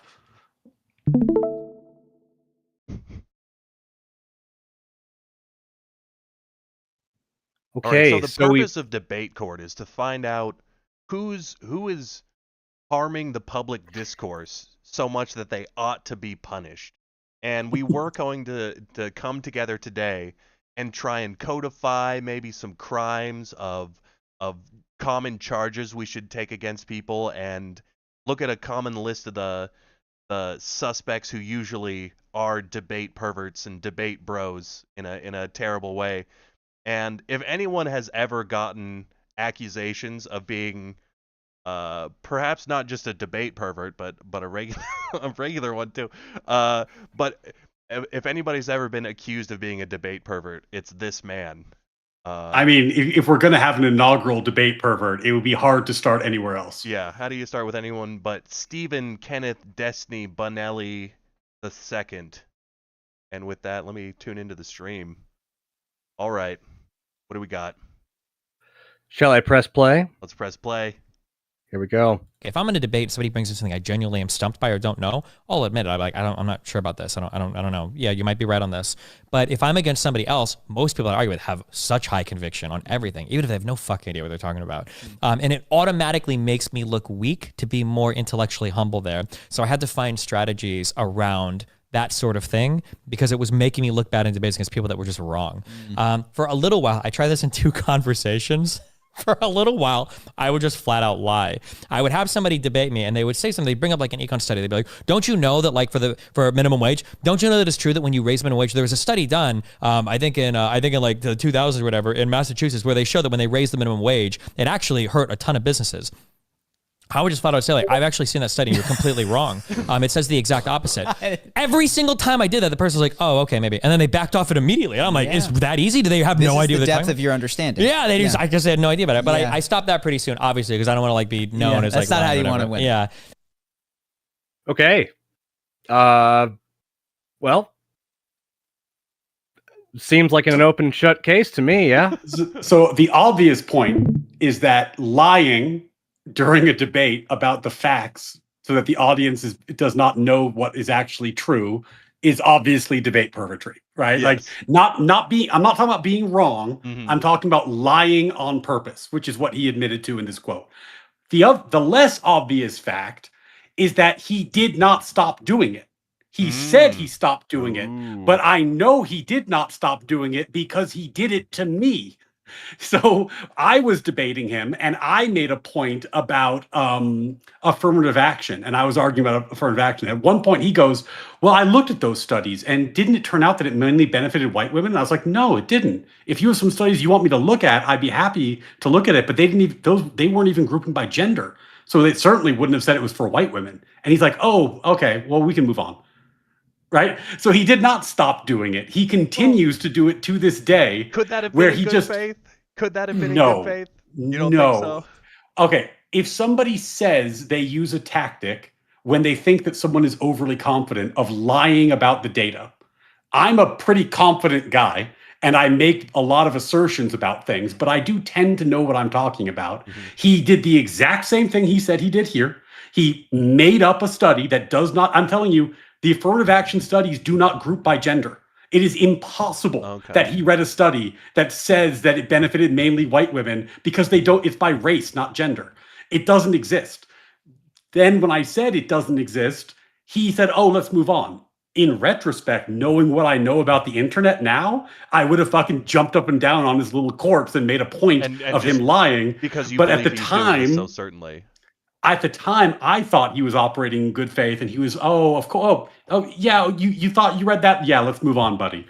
I've learned my lesson, and thank you, Zero Fucks, for showing me that this is, of course, intentional. And the best evidence of it being intentional is the fact that he admitted that it's intentional. So that seems like an open and shut case to me for debate court. Certainly, that's at least a ticket. That's at least there's something. Well, okay, is there an ethical way to do this? Is there a place why you would need to do this when you have so many conversations with people that are just bullshitting, that do not know the studies, that will just make things up?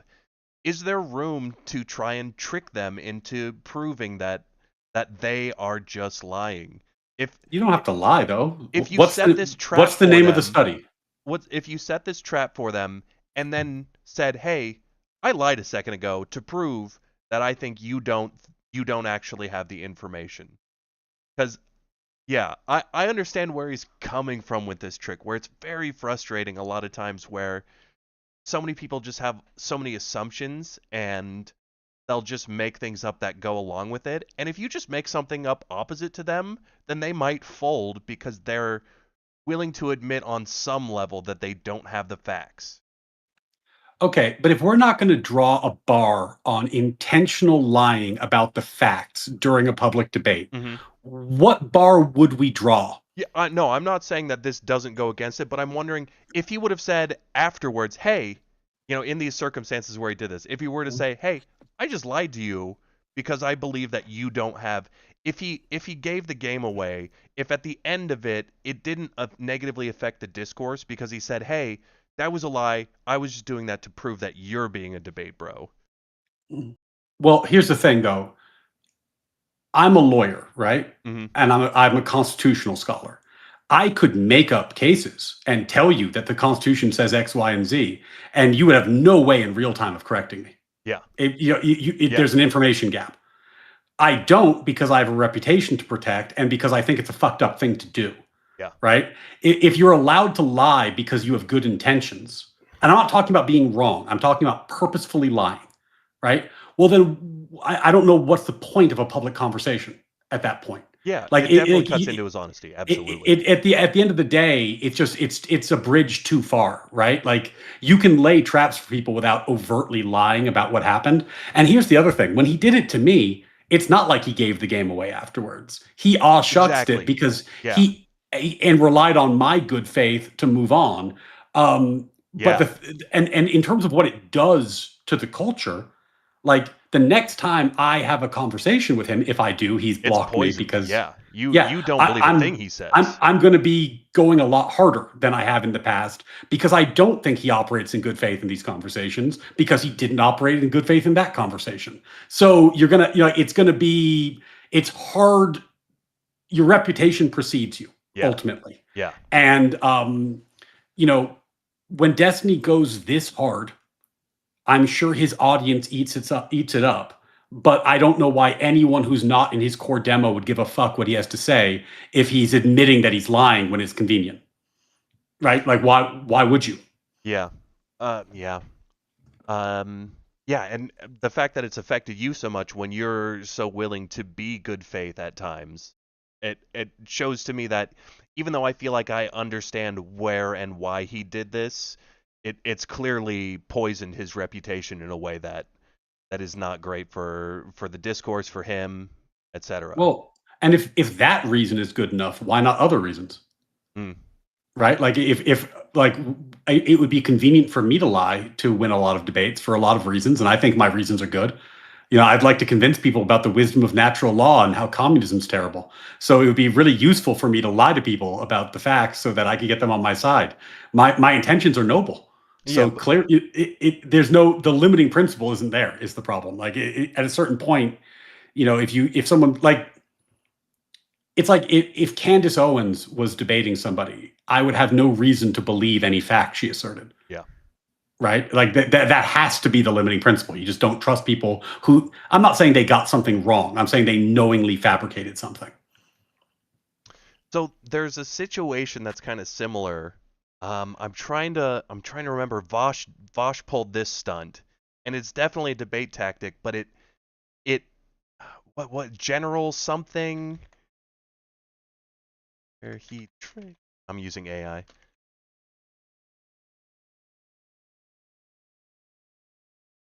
Oh gosh, I wish someone could. I wish I had an equally pathetically online debate bro-minded person as myself to remember this one. Oh, he tricked his opponent into saying, "Have you heard of this thing, this strategy?" And I think this is the same principle that Destiny was trying to use here, but in the Vosh situation, he immediately gives up the game that he's just made this thing up because the entire point is General Alden. General Alden. I mean, Vouch is. Yeah, I mean, if you're gonna choose someone as a debate pervert, he'd be number that would two. be a high. That'd be Yeah, high on the maybe tied list. for first. I Okay, mean, General Alden. Whoa. Okay, I found it. So he basically says, "Well, did you hear about General Alden's strategy and how that worked out?" And this person goes, "Oh yeah, of course I did." But there is no General Alden. There was no. This was like maybe having to do with like the Afghanistan pullout or something. And he basically baits him by saying, "Have you heard of General Alden's strategy or something like that?" And the person says yes, and then he immediately gives up the game and says, "That was something I made up so that it." So I'm trying to distinguish between what Destiny actually did, whereas what he could have done, which is say, "Hey, I set up a trap to prove that you're a liar, and you've just walked into that trap. Now that you've walked into that trap, I can tell you this was just a trap. This part that I made up was false."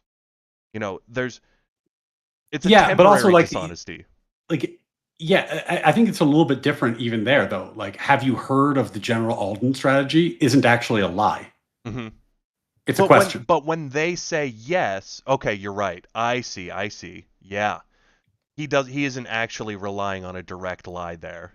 Yeah, no, I mean this is this is one of one of the things about lawyers is that we have ethical obligations to be truthful to tribunals and courts. Yeah. And they're strict and we have to be very very rigorous about them.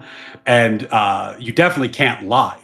You definitely can ask leading questions, right? Like in the right circumstances, not all the time, but sometimes. To So entrap like them into lying or not entrap by a yeah, leading but question. these are things you have to be careful about, right? Yeah. Like you have to be careful about like the way you present yourself and the things you say and what you do.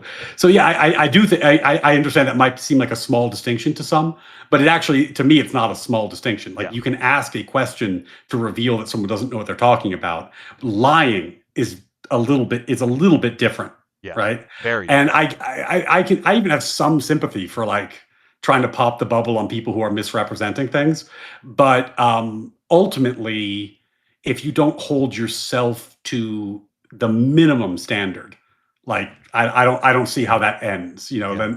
then we all get to lie. So, Yep. well, guys, it's getting a little later. I'd like to start wrapping up, but thanks for having me on. This has been a Absolutely. blast. Yeah, absolute pleasure having you on, Ryan. Really appreciate what you coming on this night, the conversation, and what you're doing on your channel. Yeah, we'd love to talk to you again sometime. Maybe we'll bring up a little bit more debate court that time. We'll have some more court cases to go over for you.